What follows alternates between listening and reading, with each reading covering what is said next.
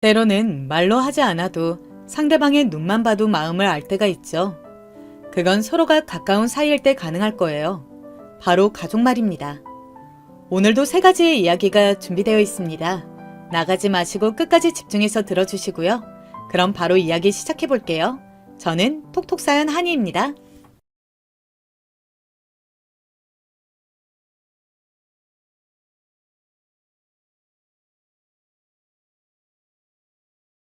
안녕하세요. 저는 오늘 가족에 얽힌 이야기를 나눠보고 싶어서 사연을 신청하게 되었어요. 저는 어렸을 때 집 밖에서 늘 소심한 아이로 통했었고 위축이 잘 되는 아이였기 때문에 제 의견을 크게 내보지는 않고 살았어요. 이런 제 성향과 아주 반대에 있는 사람들이 놀랍게도 바로 제 부모님 두 분이셨어요. 부모와 자식은 거울이라고 하는데 왜 저는 반대였는지 그건 참 신기할 노릇이네요. 부모님은 자주 다투셨습니다. 두 분이 융화가 잘 안 되어 있다는 점에서 물과 기름이라고 비유할 만한데요. 사실 지금 되짚어보면 차라리 불과 기름이었던 것 같기도 합니다. 서로가 서로를 더욱 열받게 만드는 조합이 바로 제 부모님이었거든요. 엄마, 왜 또 새벽에 들어오세요? 엄마가 자꾸 이러시니까 아버지는 또 화가 나실 수밖에 없잖아요. 제발 자존심이라는 거 그만 내세우고 엄마가 한 번만 아버지한테 숙이고 들어가 주시면 안 돼요? 그러면 간단히 풀릴 일들인데 왜 항상 어렵게 돌아가세요? 네 아버지가 나한테 안 숙이는데 내가 왜 숙여야 돼? 난 옛날 그때 뱃속에 너만 안 생겼어도 네 아버지 같은 사람하고 결혼 안 했어. 나는 고작 이렇게 살아갈 팔자가 절대 아니었는데 그때 뭔가 잘못 꼬인 거야.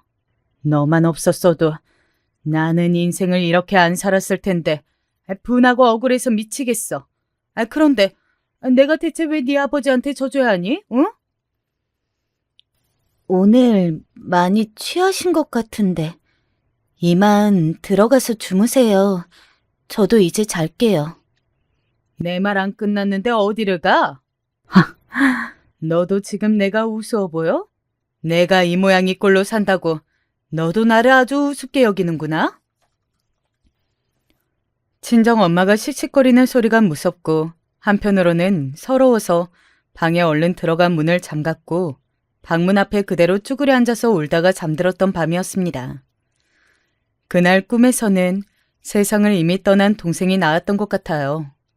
저는 아래로 남동생이 하나 있었는데 7살이라는 어린 나이에 갑자기 생긴 희귀병으로 세상을 떠났습니다. 치료를 해보고 노력할 틈도 없었어요. 원래도 서로 성격이 강해서 곧잘 충돌하셨던 부모님은 남동생의 죽음 이후로 더욱 예민하고 신경질적인 분들이 계셨어요. 그게 시간이 지나다 보니까 아예 굳어져서 이제는 아무런 계기가 없어도 싸우게 되셨죠. 부모님 사이가 이 모양인데 양가 집안을 왕래하며 지낸다는 건 있을 수가 없는 일이었죠. 남동생이 죽은 이후로는 외가 쪽이든 친가 쪽이든 저는 가본 역사가 없었어요. 저에게는 무척 고통스러운 유년 시절이었습니다. 특히 친정엄마는 걸핏하면 저를 향해서 내가 너 때문에 참고 희생하며 산다고 하셨습니다. 그럴 때마다 숨이 턱턱 막혀왔어요. 죄책감마저 느껴졌고 목이 졸리는 듯한 감각이 들었습니다. 저라는 존재 때문에 부모님의 인생이 자유롭지 못하고 답답하게 묶여있다는 생각만 하면 죄인이 된 것 같았죠. 결국은 두 분이 이혼을 하시게 됐을 때 저는 옳게 왔구나 싶었습니다. 제가 아무리 애를 쓰고 얌전하고 착한 딸로 지내보려고 해도 그런 노력과 전혀 상관없이 두 분의 불안은 멈추지 않았으니까요. 저의 의사와는 아무런 상관없이 두 분은 이혼을 진행하셨고요. 저에게는 딱 하나의 질문이 내렸었는데 그건 바로 모친과 살래 아니면 부친과 살래? 라는 것이었습니다. 미성년자인 자식들은 부모의 이혼을 마주했을 때 이 기로에 반드시 서는 모양이었어요. 저는 고민했죠.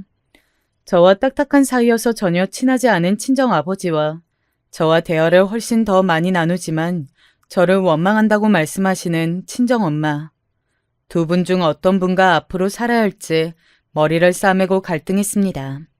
하지만 곧 매 빠지는 상황이 벌어졌어요.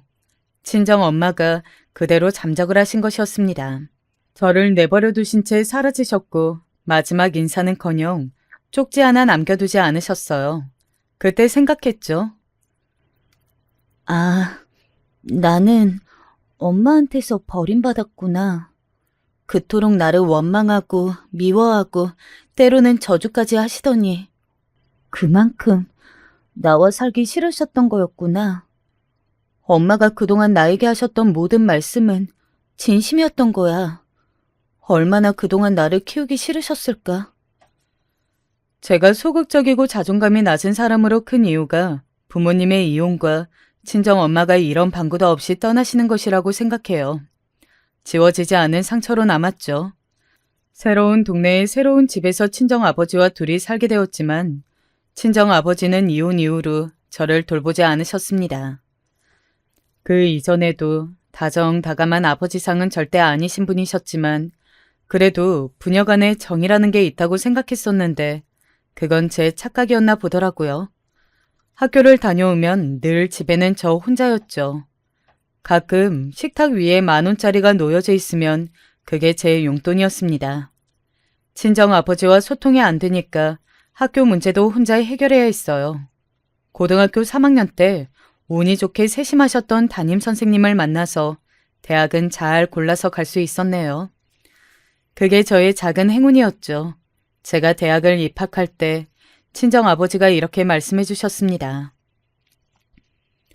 저 등록금만 내가 내주는 거니까 그 다음부터는 네가 알아서 해라. 여기까지 키워줬으면 이제부터는 네가 스스로 앞가림하는 게 맞는 거 아니냐? 나는 너의 아버지이기 이전에 나는 인생을 주체적으로 살아가는 한 명의 사람일 뿐이야.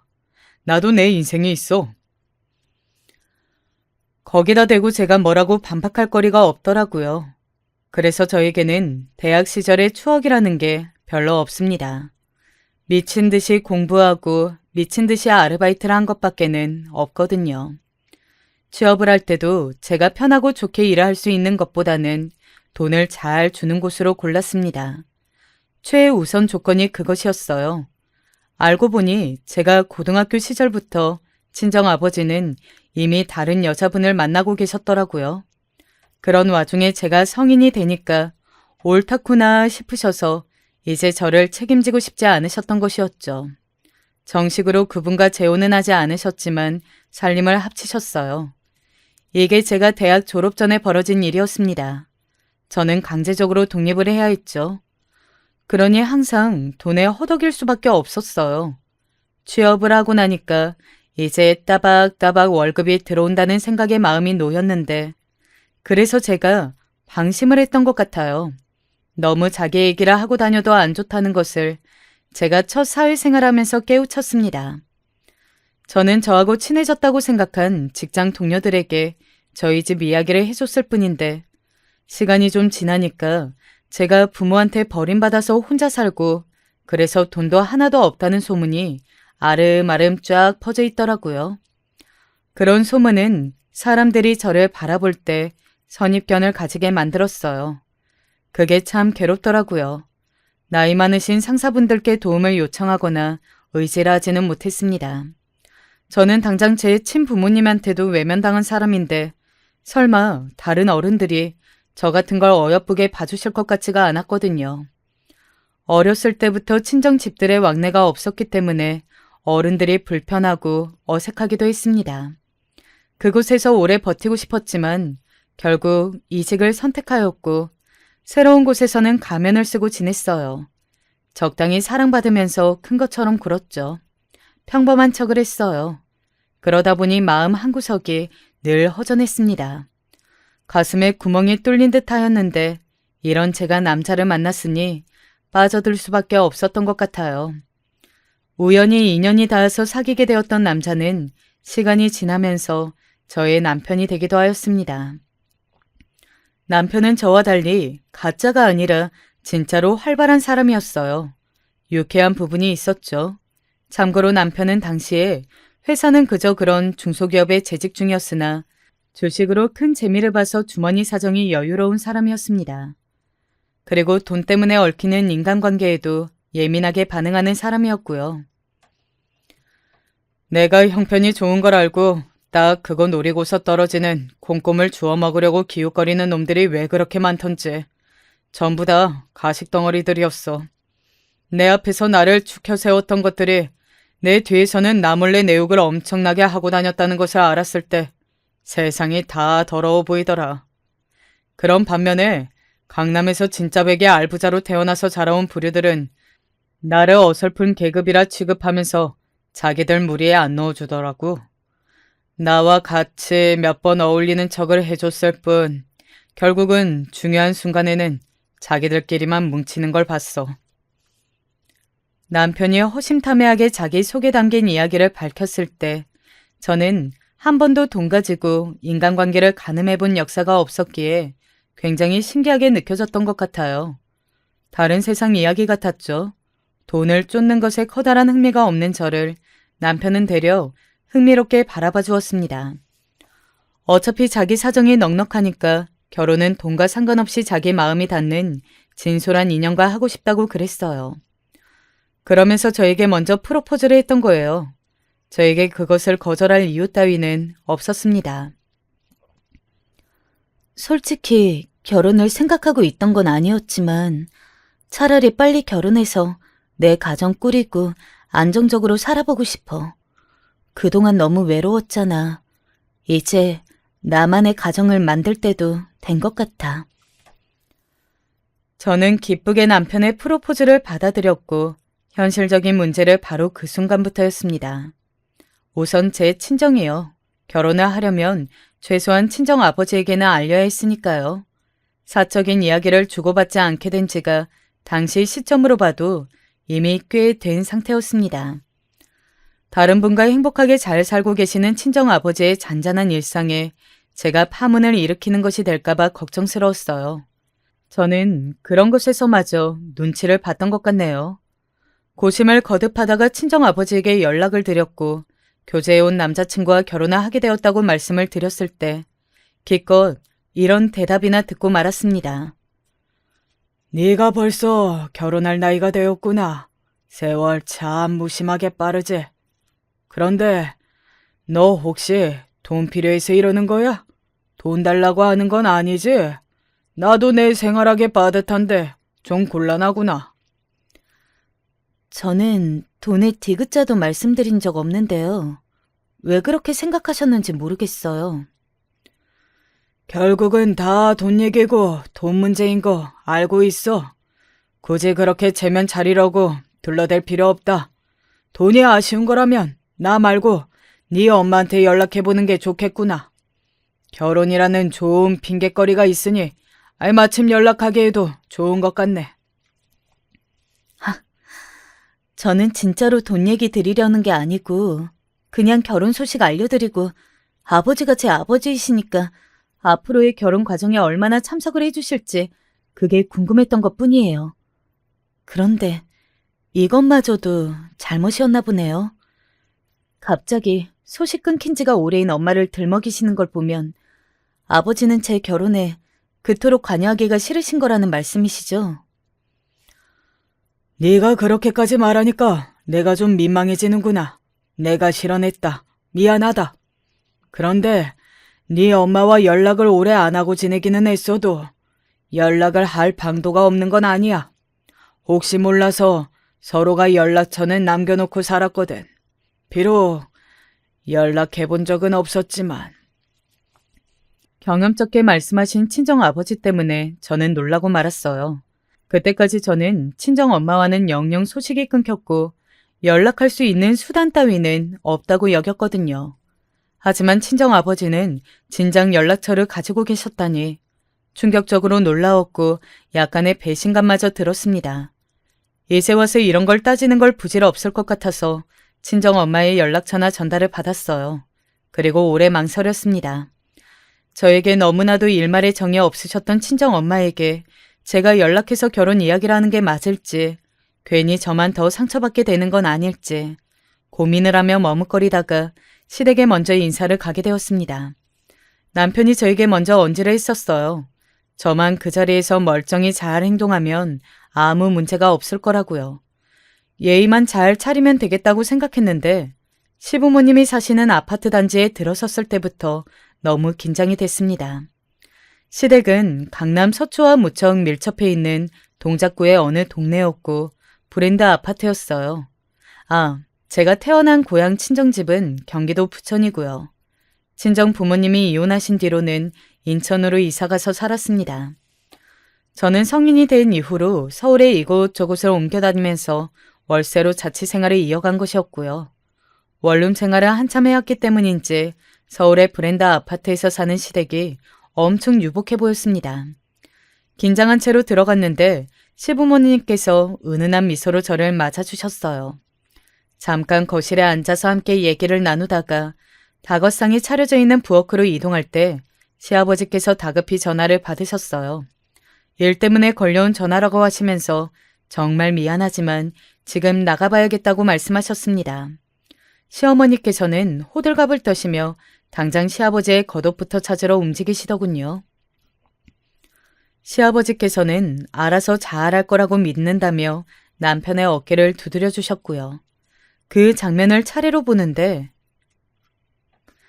제가 가져보지 못한 온전한 가정의 모습이어서 기분이 너무 이상했던 것 같아요. 남편을 쳐다보면서 그때 저는 이 남자와 결혼하면 이런 가정을 잘 꾸리고 살 수 있을 거라는 긍정적인 생각을 했었죠. 긴장이 어느 정도 풀린 채로 조금 고무되어서는 부엌 자리에 딱 앉았는데 설마 그 자리가 가시방석이 될 줄은 몰랐습니다. 시어머니께서 다짜고짜 제 집안에 대해 물어보셨거든요. 저는 남편이 다 얘기를 이미 한 줄로 생각을 했었기에 저도 모르게 슬쩍 옆자리에 남편을 쳐다봤어요. 그랬더니 시어머니께서 호통을 치셨죠. 5살 먹은 애도 아니고 본인한테 누가 물었으면 본인이 대답할 생각을 해야지. 애 먼 사람은 왜 쳐다본담? 그 지적에 제 얼굴이 뜨거워졌어요. 이유는 모르겠으나 엄청 민망한 기분이 들더라고요. 그래서 우선 횡설수설 친정 부모님에 대해 말씀을 드렸습니다.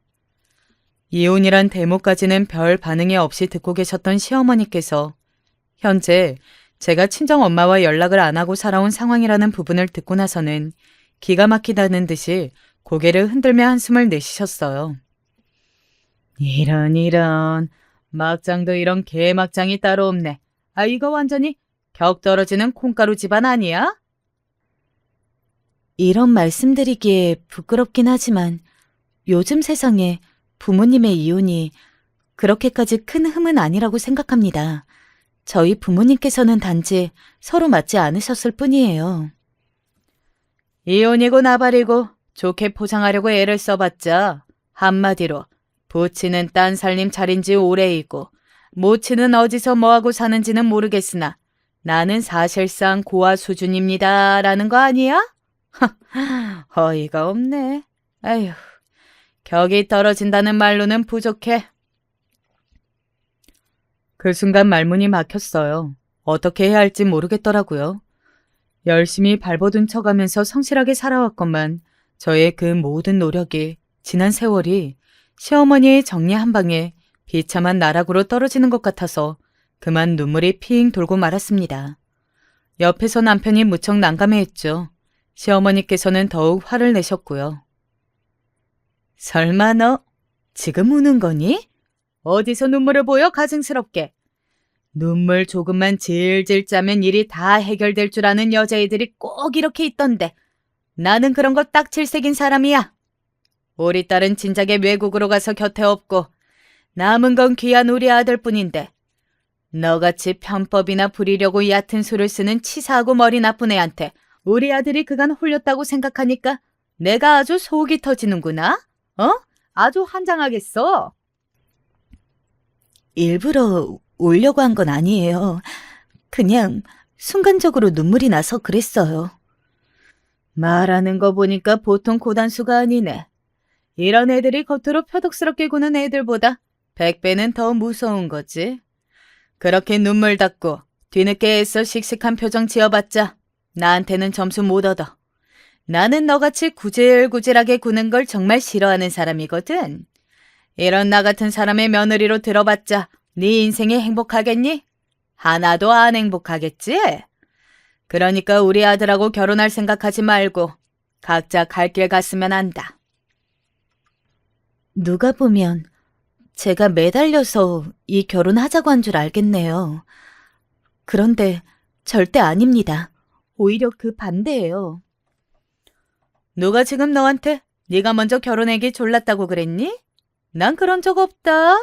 우리 아들이 먼저 그랬든 말든 남자들은 원래 한번 눈이 잘못 돌아가면 끝장을 보는 족속들이기 때문에 별 수 없는 것이고 네 쪽에서 최대한 이성적으로 끊어냈어야 맞는 거지. 어디서 언감생심 네 수준에서 아득히 먼 남자를 탐을래? 오르지 못할 나무는 쳐다보지도 말아야지. 그러면서 시어머니께서는 손바닥으로 식탁 위를 탁 내려치셨고 그 소리에 저는 깜짝 놀라서 몸을 떨었습니다. 그러자 남편이 옆에서 팔로 제 어깨를 살며시 감싸왔어요. 그리고 시어머니를 가만히 쳐다보았죠. 엄마, 이 결혼 탐탁하게 여기지 않으시는 건 진작 알고 있었지만 이렇게까지 나오실 줄은 몰랐어요. 이렇게 굴고 싶으셔서 오늘까지 별 내색 안 하고 이 자리 마련하신 거죠? 정말 너무하시네요, 엄마. 진짜 실망했어요. 우리 아들이 왜 이럴까? 너 제발 정신 좀 차려. 네 누나를 봐. 외국계 대기업 다니는 네 잘난 매형 만나서 지금 아주 폼나게 정말 멋지게 남들의 부러운 시선 받으면서 살고 있잖아. 너는 그러지 못할 만정 지금 뭘 하자는 거야? 이렇게 안 하면 네가 현실을 직시하지 못할까 봐 내가 지금 이 자리에서 대놓고 말하는 거야. 알아? 외국 가서 남들이 보기에 폼나고 멋지게 살면 뭐래요? 실상은 세금 문제 때문에 머리 싸매고 허덕이면서 인종차별 때문에 스트레스 받고 하루가 멀다 하고 이직을 알아보고 있잖아요. 그게 누나하고 매형이 사는 진짜 현실이에요. 엄마야말로 너무 환상에 빠져 계신 거예요. 네가 지금 미쳤니? 어떻게 지금 이딴 여자애 앞에서 네 엄마한테 그런 소리를 다 할 수가 있어? 나 망신시키고 싶어서 작정한 거야? 우리 아들이 나는 여태까지 돈 욕심 철저하고 미래를 내다볼 줄 알고 적당히 똑똑하고 속물적인 줄 알았건만 아휴, 그게 전부 내 착각이었구나. 나의 반만 닮았어도 네가 냉철하게 판단하고 행동했을 텐데 네가 그러지를 못해서 지금 아둔하게 나오는 거야. 아이고 머리야. 일을 어쩌면 좋아. 이따가 네 아빠 집에 돌아오시면 내가 뭐라고 해야 할까? 흠이 많다 못해서 넘치는 며느리가 생기게 됐다고 고지고대로 말하면 네 아빠가 잘도 좋아하시겠다. 그치? 시아버지가 거론되자 남편은 갑자기 왠지 자신감이 줄어들었다는 듯 표정이 어두워졌어요. 그러더니 슬금슬금 제 어깨에서 자기 팔을 거두더군요. 시어머니께서는 저를 향해 저에게 큰 유감이 있는 건 아니지만 객관적인 조건이 너무 후달려서 며느리로 들이기엔 어쨌든 무리가 있으니까 이쯤에서 인연을 끝내자며 같은 말씀을 반복하셨습니다. 저는 제가 예상하지 못한 이런 상황 속에 휘말려서 왜 이런 소리나 듣고 있어야 하는가 싶어서 자괴감에 고개를 떨구고 있었죠. 이런 말은 좀 그렇지만 외모도 우리 아들이 낫잖아? 똑같이 고개를 숙이고 있어도 우리 아들은 콧대가 예술이고 콧망울이 귀엽고 입술도 오밀조밀하게 보이는데 너는 그냥 인상이 초라해. 없이 자란 티가 나. 비유를 하자면 우리 아들은 훤칠한 귀족 이미지고 너는 빈티가 흐르는 천민 이미지야. 관상에서부터 그게 숨겨지지 않으니까 어디 가서 내가 너를 내 며느리랍시고 절대 인사를 못 시켜줄 것 같구나. 다시 말하지만 나는 고질고질하고 가난하고 없이 살고 이런 거 딱 질색이라서. 아무튼 여기까지만 하면 다 알아들었겠지? 아무리 자기 눈에 안경이라고 해도 남편이 그 정도로 찬양받을 만한 외모는 아니라고 저는 그 순간에도 생각했었어요. 시어머니께서 말씀하신 것 수준으로 남편이 그렇게 생겼다면 중소기업에 다닐 이유가 없었을 거예요. 어디 인터넷 쇼핑몰 모델이나 하고 살았겠죠. 그러면서 취미로 주식도 하고 유유자적하게 지냈을 텐데 그 정도 외모가 아니니까 평범하디 평범한 직장인 생활을 하고 있었던 것이었거든요. 귀족 이미지 타령에 저도 어이가 없어져서 이딴 결혼 전혀 욕심이 안 났습니다. 이토록 아들 사랑이며 집안에 대한 자부심이 가득하신 시어머니라면 너무 골치 아파서 저도 며느리가 안 되고 싶었어요. 제가 소심한 편이어서 그 자리에서 시원하게 못 쏘아준 게 두고두고 한이 되었네요. 그 자리에서 시원하게 다 받아쳤어야 했는데 그저 쓰게 웃으면서 알아들었다고 답한 게 저의 한계였습니다. 그런데 남편이 무척 풀이 죽었어요. 장난감을 빼앗긴 어린아이 같은 표정을 짓고 있었죠. 집을 나설 때도 시어머니라 안 쳐다봤고요. 그리고 아파트 엘리베이터가 내려오자마자 저에게 이런 선언을 했습니다. 나는 그래도 너하고 결혼할 거야. 왜냐고? 내가 그렇게 정했으니까. 이대로 물러서는 건 내 자존심이 허락 못해. 우리 엄마도 정말 너무하시지.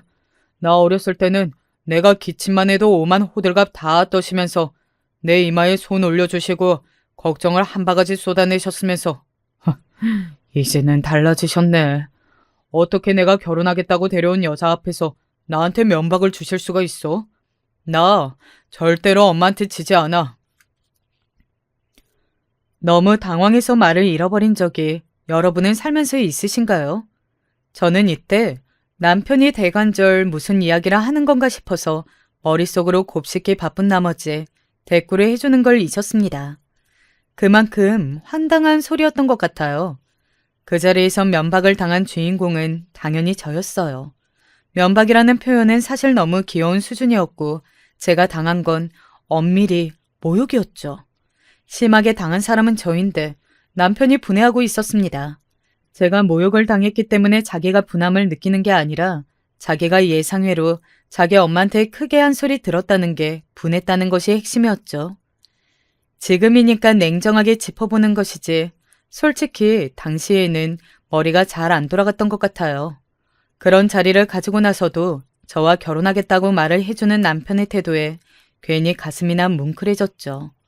대체 왜 그랬나 모르겠습니다. 남편의 입장은 그렇다 쳐도 시어머니께서 저를 너무 마음에 안 차 하셨기 때문에 아무리 그래도 결혼하기는 어렵겠다고 생각을 하긴 했었어요.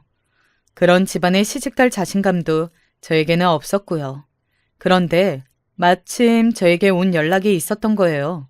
모르는 번호로 전화가 왔길래 받을까 말까 고민하며 고개를 갸웃하던 저는 문득 이 번호가 낯설지만은 않다는 사실을 알아차리고 소름이 돋았습니다.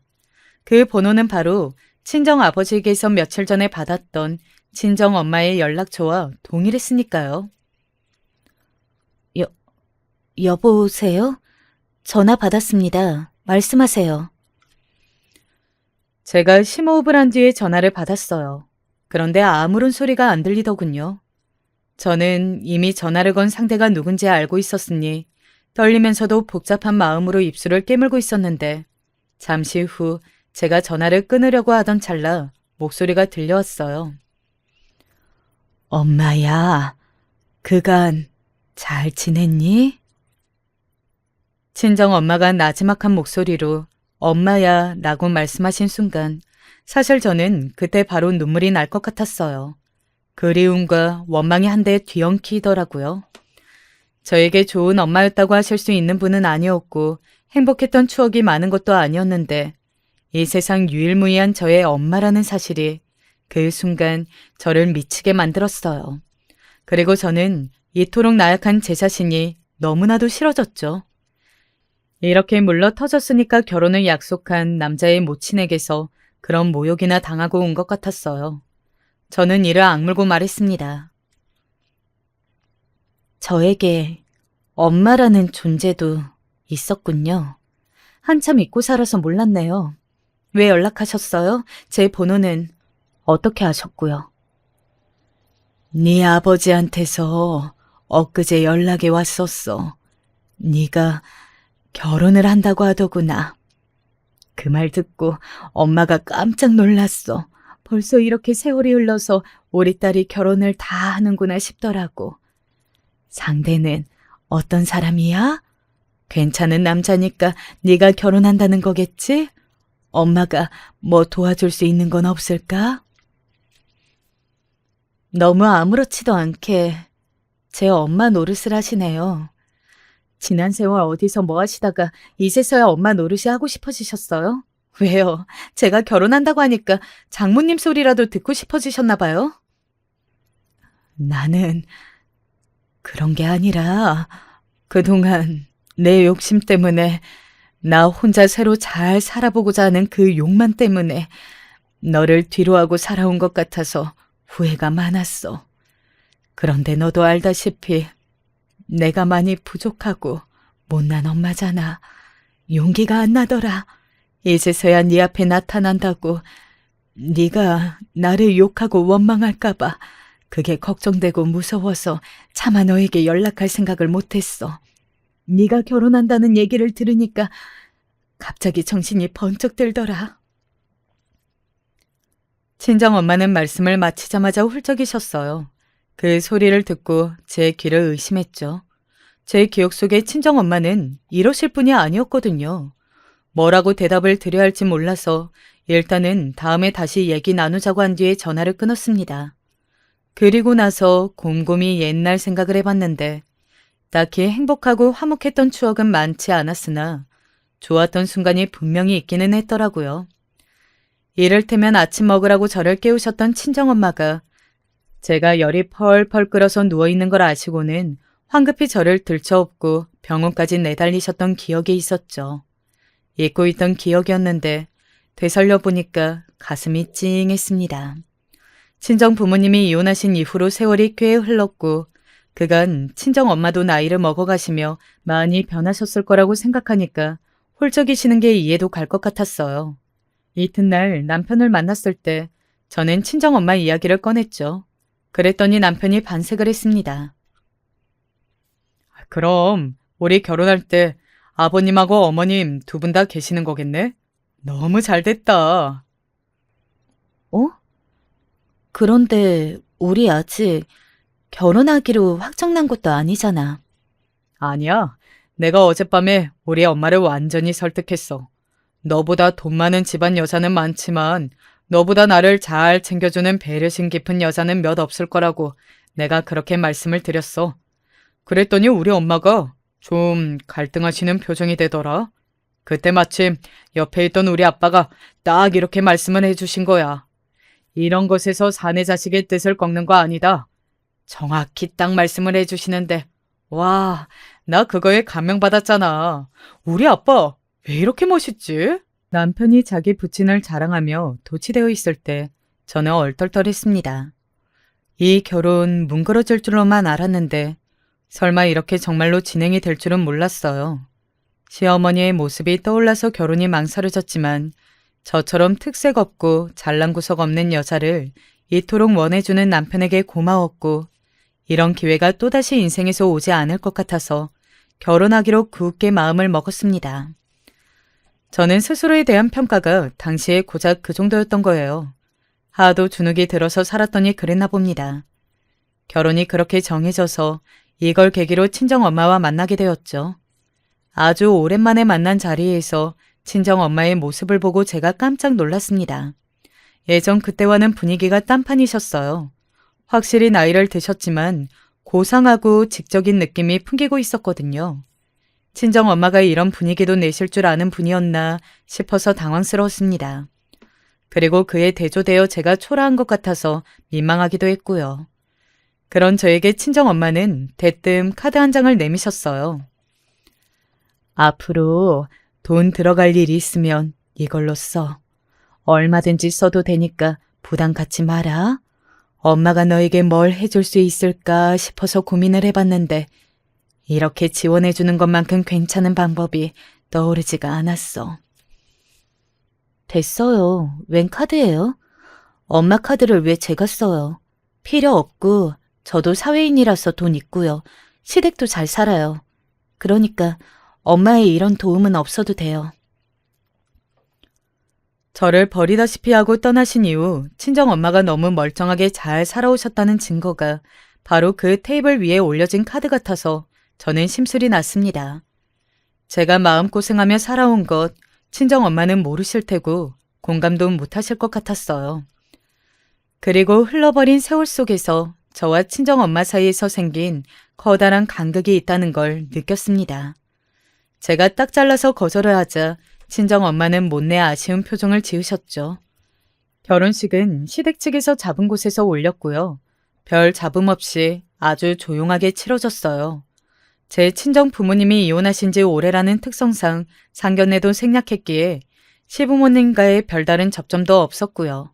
신혼여행은 남편이 고른 곳으로 다녀왔고 돌아오면서 사온 선물들은 시어머니께서 손수 적어주신 목록들이었습니다. 저는 결혼하고 나서 시어머니께서 지시하는 대로 행동했어요. 집안에 오렌지 색깔로 포인트를 주라고 하셔서 그렇게 했고요. 소품도 전부 시어머니의 뜻에 따라서 골랐습니다.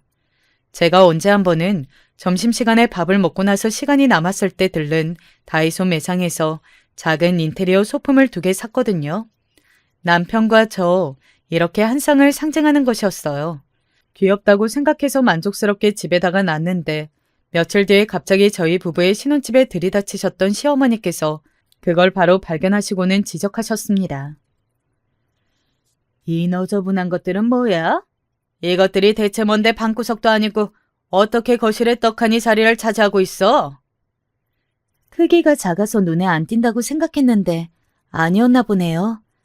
제가 그냥 구경하다가 너무 귀여워서 사봤어요.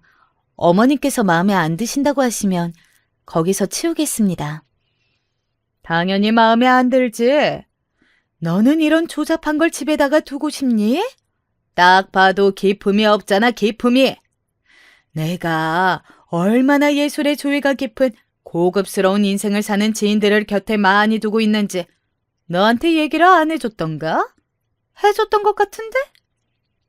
네, 벌써 몇 번 말씀하신 적이 있어요. 그 수입 명품 그릇이랑 도자기랑 이런 거 모으시고 미술 작품도 보러 가시고 구매도 잘하시는 그런 분들과 잘 아신다고 하셨었습니다. 그래, 잘하네. 제대로 들었네. 내가 바로 품격 있는 사람들하고만 어울리는 그야말로 귀부인 같은 사람이야. 나도 머지않아서 그 예술 모임에 들어갈 거라고. 이렇게 대단한 행보를 앞둔 내 눈에 저딴 지저분한 물건을 들이대? 너 지금 네 수준 낮다고 광고하는 거니? 네가 거지처럼 아무렇게나 살아왔다고 광고하는 모양새인데? 결혼하고 3달 정도가 지나자 저는 벌써 지쳐 있었습니다.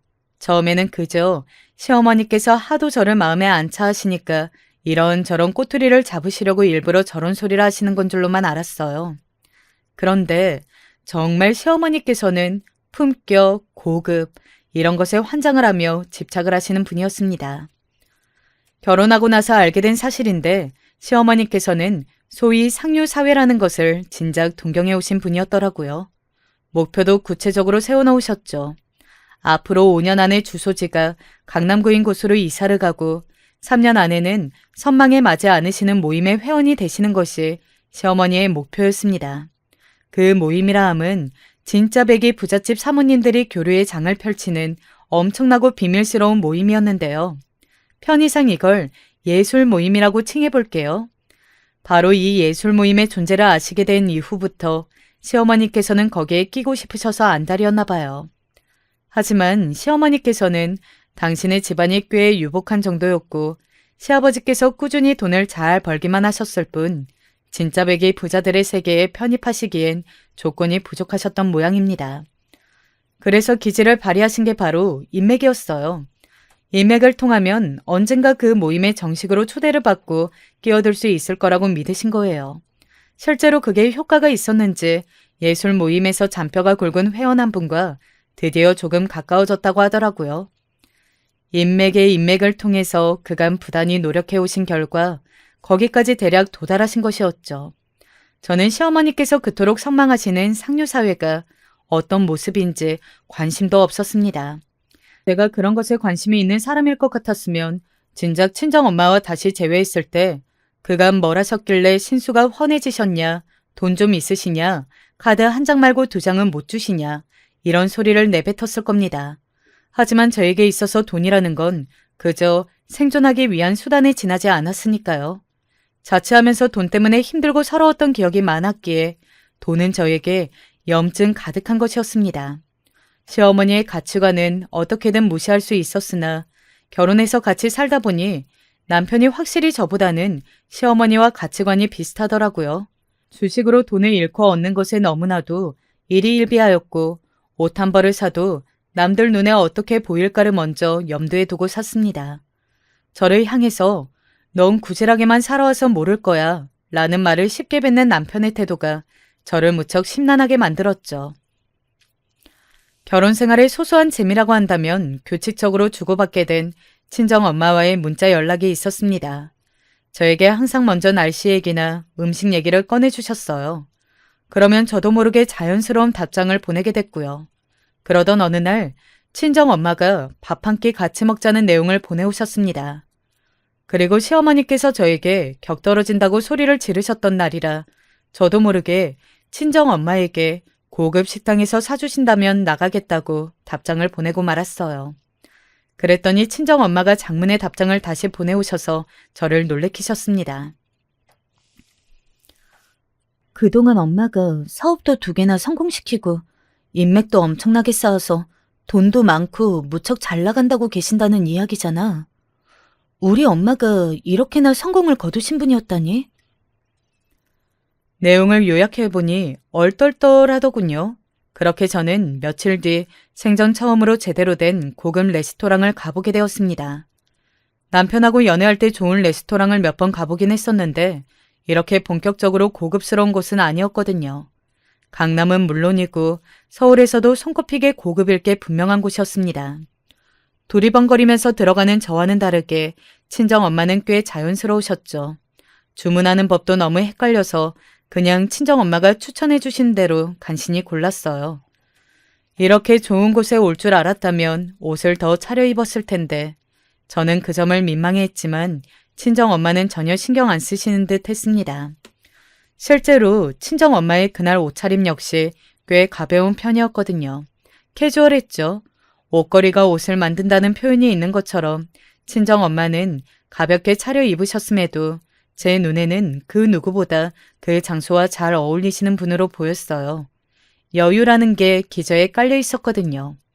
코스로 나오는 음식도 음미해야 했고 친정엄마와 대화도 해야 했고 그런 친정엄마를 자꾸 살피게 됐고 저는 정신이 좀 없었습니다.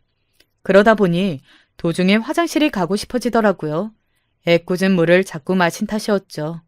그래서 저는 도중에 일어나 화장실을 찾았어요. 볼일을 보고 화장실을 나오기 전 거울을 보는데 희한하게도 그 순간에 저 얼굴에서 친정엄마와 닮은 점이 보였어요. 한 번도 이 점을 생각해 본 적이 없었건만 저는 외모가 확실히 친탁보다는 외탁을 한 편이었죠. 나이가 들면서 이 점이 더 두드러진 것 같았어요. 너무나도 멋지게 나이가 드신 친정엄마를 닮았다는 사실이 솔직히 기분이 좋게 다가왔습니다. 자리로 돌아가면 친정엄마와 더욱 편하게 대화를 나눠봐야겠다는 즐거운 생각을 하며 걸음을 옮겼을 때였어요. 자리에 가까워졌을 때 제 눈에 보였습니다. 손님으로 추정되는 어떤 사람 둘이 친정엄마가 앉아 계신 테이블로 다가가는 것을요. 둘 중에 한 사람이 앞장서고 있었죠. 그리고 그 사람은 바로 제 시어머니셨습니다. 아유, 저는 또 혹시 제가 잘못 봤나 했네요. 그런데 맞네요. 어머 사돈, 어떻게 여기서 다 뵙죠? 그러게요. 여기서 뵙다니 신기하고 놀랍네요. 식사하러 오셨어요? 아, 네. 여기 제 절친한 분과 모처럼 와봤답니다. 그런데 제가 모처럼 오는 곳을 사돈이 이렇게 와 계신다는 게 쉽사리 믿어지지가 않네요. 이게 어떻게 된 영문일까요? 이런 곳에 오실 돈이 사돈께 있을 줄은 몰랐거든요. 노파심에 드리는 말씀이지만 혹시 사위의 카드를 들고 나오시는 건 아니겠죠? 그러면 제가 곤란한데요. 시어머니께서 손으로 입을 가리며 짧게 웃으셨습니다. 친정엄마가 이런 곳에 오시는 것에 제 남편의 카드가 왜 필요하겠어요? 제가 너무 어이가 없어서 주먹을 꽉 쥐고 그쪽으로 가까이 걸음을 옮기던 바로 그 순간이었습니다. 시어머니의 일행분께서는 딴청을 피우시며 다른 곳에 계속 시선을 돌리고 계셨다가 그제서야 친정엄마 쪽을 똑바로 바라보셨는데 그러자마자 소스라치게 놀라시면서 비명까지 지르신 거예요. 아니, 회장님, 회장님 아니세요? 어머나, 어떻게 갑자기 이렇게 여기서 뵙죠? 무척 당황하시며 횡설수설하시더니 고개를 숙여 친정엄마에게 인사를 보내셨습니다. 시어머니께서는 즉시 얼어붙으셨죠. 믿을 수 없다는 표정으로 당신의 일행분과 제 친정엄마를 천천히 번갈아 쳐다보셨어요. 아유, 제 사돈한테 회장님이라니? 이게 지금 무슨 말이에요? 네? 사돈이요? 아니, 어떻게 인연이 이렇게 닿았죠? 저희 모임 회장님이 사돈이셨다니요. 근데 이걸 여태 모르셨어요? 일행분의 말씀이 끝나기가 무섭게 시어머니께서 휘청거리셨습니다. 시어머니께서 그토록 염원하셨던 예술 모임, 그곳에 가장 큰 영향력을 행사하는 회장이 바로 제 친정엄마이셨던 거예요. 저는 그 사실을 몰랐기에 깜짝 놀란 채로 다가갔죠. 이미 안색이 창백하게 질린 채였던 시어머니께서는 저를 발견하시자 이제는 얼굴이 완전히 시체처럼 변하시더니 바닥에 털썩 주저앉으셨어요. 다리에 힘이 풀리신 거였죠. 그러자 친정엄마가 천천히 자리에서 일어나셨습니다. 우선 시어머니와 함께 오신 일행분을 향해 미소를 지어 보이셨죠. 보시다시피 매끄러운 상황은 아니라서요. 식사를 방해하게 돼서 너무 미안하지만 오늘 점심은 다른 곳에서 드시겠어요? 네, 그럼요. 저는 원래 여기 안 오고 싶었는데, 여기, 이가 오자고 해서 자꾸, 졸라대서 온 거였어요. 저는 먼저 가볼게요, 회장님. 다음에 언제 한번 꼭 저하고 따로 식사해 주세요. 제가 정말 학수고대를 하고 있어요. 그 일행분이 비굴하게 웃으면서 말씀을 남기시고 가버리자 시어머니께서는 아예 세상이 무너진 듯한 표정이 되셨습니다. 멍하니 넋이 나가셔서는 저와 친정엄마를 올려다보셨죠. 사돈이 그렇게 대단하신 분이었어요? 아니, 그런데 제가 왜 여태까지 몰랐죠? 세상에 무슨 이런 황당무계한 상황이 다 있는지. 대체 너는 왜 이런 얘기를 한 번도 하지 않은 게냐? 시어머니께서는 저를 향해 원망하셨는데 그 모습에 친정엄마가 코웃음을 치셨습니다. 여유롭게 팔짱을 천천히 끼면서 시어머니를 내려다보시는 친정엄마의 모습은 진정 포식자만이 부릴 수 있는 여유가 넘쳐 흐르고 있었어요. 피식자의 입장인 시어머니께서는 거의 본능적으로 그 눈길을 피하시더군요. 천박하기만 하든가 성급하기만 하든가 아니면 경솔하기만 하든가 한 가지만 해야 하는데 우리 안사돈께서는 참 욕심쟁이시네요. 욕심이 너무 많아서 다 하셔야겠나 봐. 그쵸?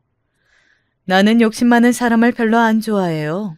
왜냐하면 내가 욕심이 많은 사람이거든요. 하도 욕심이 많아서 바보같이 더 소중한 게 뭔지도 모르는 채로 내 인생에서 가장 소중한 존재인 딸을 오래도록 못 보고 살았어요. 나는 그래서 욕심쟁이가 싫습니다. 일종의 자기 혐오이죠. 자, 내가 안사돈을 싫어하는 이유를 여기서 더 설명해야 할까요?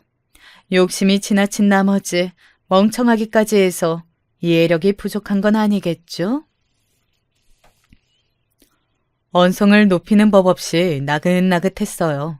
친정엄마는 부드럽고 나긋하게 말씀하셨지만 그 안에 든 내용은 무시무시했습니다. 시어머니께서는 입술을 꽉 깨물며 몸을 떠신 후에 비틀거리며 일어나셨고 마치 이제 다 끝났구나 같은 표정을 얼굴 가득 띄우신 채 엉거주춤한 자세로 친정엄마에게 꾸벅 인사를 하셨어요. 그리고는 저와 눈이 마주치자 흠칫하시더니 슬쩍 고개를 꺾으시더군요. 그렇게 조용히 레스토랑에서 퇴장을 하셨습니다. 그 모습이 그렇게 작아 보일 수가 없었어요. 친정엄마가 다시 자리에 앉으시자 저도 따라서 맞은편에 앉았습니다. 무의식적으로 손에 포크를 딱 쥔 순간 저도 모르게 웃음이 튀어나왔어요. 왜 그랬는진 모르겠지만요. 그냥 웃음이 불쑥 튀어갔습니다. 그리고 친정엄마가 저를 따라 웃기 시작하셨어요. 웃음이 자꾸만 전염이 되었어요. 저희 모녀는 제법 한참을 어깨를 들썩이며 웃었습니다. 둘 다 눈가에 눈물이 맺힐 만큼 웃었어요. 그러고 나니까 후련하더라고요. 저는 친정엄마에게 여쭤볼 것이 아주 많았고 그건 친정엄마도 마찬가지셨을 거예요. 하지만 저는 지금의 여운을 즐기고 싶어서 침묵을 택했고 친정엄마는 많고 많은 질문 중에 이것 딱 하나를 골라서 저에게 물어보셨습니다. 그래서 이혼은 언제 할 거야? 이혼을 할 거냐는 질문도 아니고 언제 할 거냐는 질문이었어요. 사실 저는 아직 머릿속에 이혼을 떠올리기 이전이었으나 친정엄마의 질문을 듣자마자 놀라울 만큼 결심이 바로 섰습니다. 빠를수록 좋죠. 엄마가 도와주신다면 빨리 하는 것도 가능하지 않을까요? 저도 모르게 제법 능글맞게 소리를 해버렸는데 친정엄마가 씩 웃으시더라고요.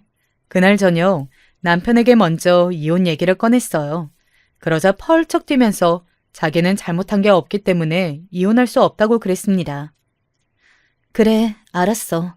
그럼 합의 말고 소송으로 가자. 직장하고 주식 소모임에 이혼 소송 당했다는 소문 퍼지면 재밌겠네. 나도 이쪽이 더 좋아. 제가 태연하게 받아치자 남편이 거의 거품을 물었습니다. 이튿날 날이 밝자마자 저를 찾아오신 시어머니는 두말할 것도 없었죠. 그간 너무 오만하게 굴어서 미안했다며 거듭 사과를 하셨어요. 하지만 저는 더 이상 가족으로 이분과 살아가기는 어려울 것이라는 현실적인 판단 안에 흔들리지 않았습니다. 시어머니께서 제 앞에서 통곡을 하시며 지독하게 후회가 된다고 오열을 하셨으나 그 모습을 보고도 제 마음이 흔들리지 않았으니 어쨌든 고부관계는 이미 끝나도 한참 전에 끝난 셈이었습니다.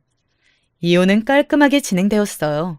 그 이후로는 외국어 공부도 하고 자격증도 따면서 저만을 위한 시간들을 한동안 가졌습니다. 친정엄마와는 시간이 갈수록 심적으로 가까워졌고요.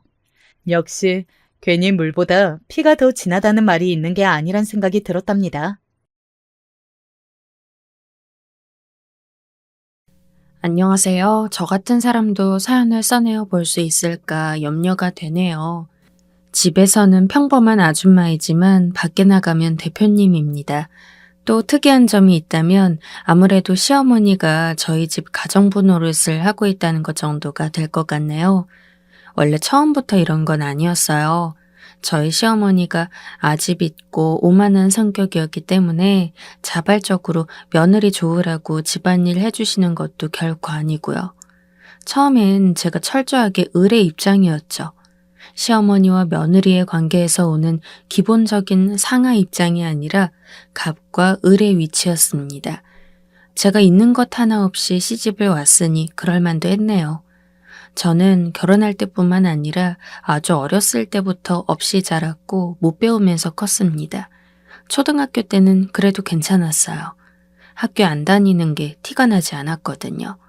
학교 다니는 여부와 상관없이 천방지축으로 다들 뛰어놀던 시절이었고요. 중학교는 잴 것 없이 가장 가까운 데로 갔습니다. 그때부터 슬슬 입시학원을 다니는 애들이 생겨났어요. 저는 공부에 원체 흥미가 없었는데요. 집에서도 저한테 신경을 써주실 수 있는 상황이 아니었으므로 자연스레 저는 공부하는 경쟁 속에서 도태되었습니다. 섞이는 무리도 갈렸고요. 저는 잘 나가는 애들한테 빌붙어 다녔고 오빠들이 쓰는 돈으로 노래방에서 놀고 그랬습니다. 그러다가 중3 때 엄마가 돌아가셨네요. 아빠와 단 둘만이 남게 되었습니다. 고등학교는 좀 먼 곳으로 가게 되었어요. 지금은 이렇게 안 부른다던데 실업계 고등학교였습니다. 이런 표현 꽤나 우스운데 저 딴에는 그래도 그때 최소한의 양심으로 사고를 치지 않고 지냈습니다. 그게 제가 할 수 있는 효도라고 생각했나 봐요. 사고 안 치고 학교 다녔고 수업도 졸지 않고 열심히 들었어요. 장학금 일부 지원해준다는 것 하나만 보고 어느 전문대로 입학을 했습니다. 졸업하기도 전에 취업계 신청해서 일자리 구할 수 있는 학교였어요. 졸업학기 다 채우지 않고 먼저 취업을 했다가 완전히 크게 데이고 나왔습니다. 그 다음으로는 졸업을 한 후 작은 회사에 격리로 들어갔어요. 공장 돌리는 회사의 사무실이었죠. 규모도 작았지만 가족 회사였습니다. 저는 나이도 어렸고 사회생활 경험도 적었으니 가족 회사가 그래서 뭐 어떤 건지 딱히 생각도 안 하고 다녔네요. 그리고 그 회사에서 지금의 남편을 만나게 되었습니다. 결혼 전제로 교제하였다 이런 개념은 아니었는데 제가 임신을 하게 되는 바람에 상황이 급변했어요. 솔직히 표현하자면 임신해서 그냥 결혼했습니다.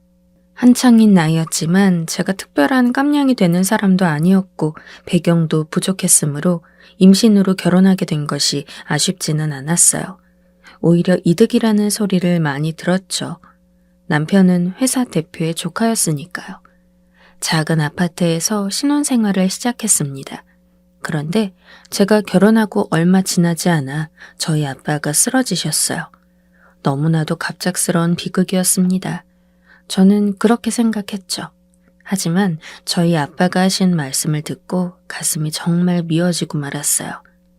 저 임신 사실 알고 결혼 얘기 나올 때부터 아빠는 뭔가 몸이 크게 좋지 않다는 것을 직감하고 계셨다고 합니다.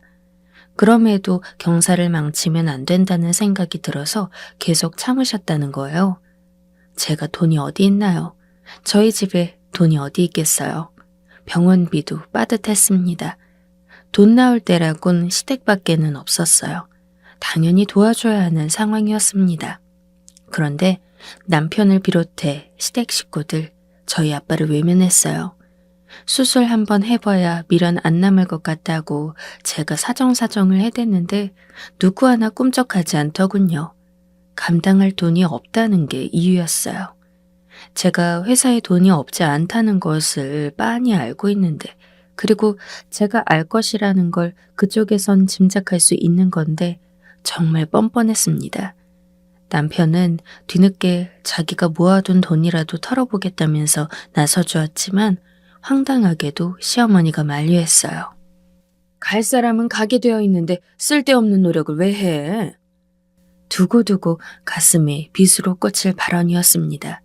저는 빚을 내서라도 아빠에게 해줄 수 있는 건 전부 해주고 싶었어요. 하지만 아빠는 그러지 말라고 저를 나무라셨습니다.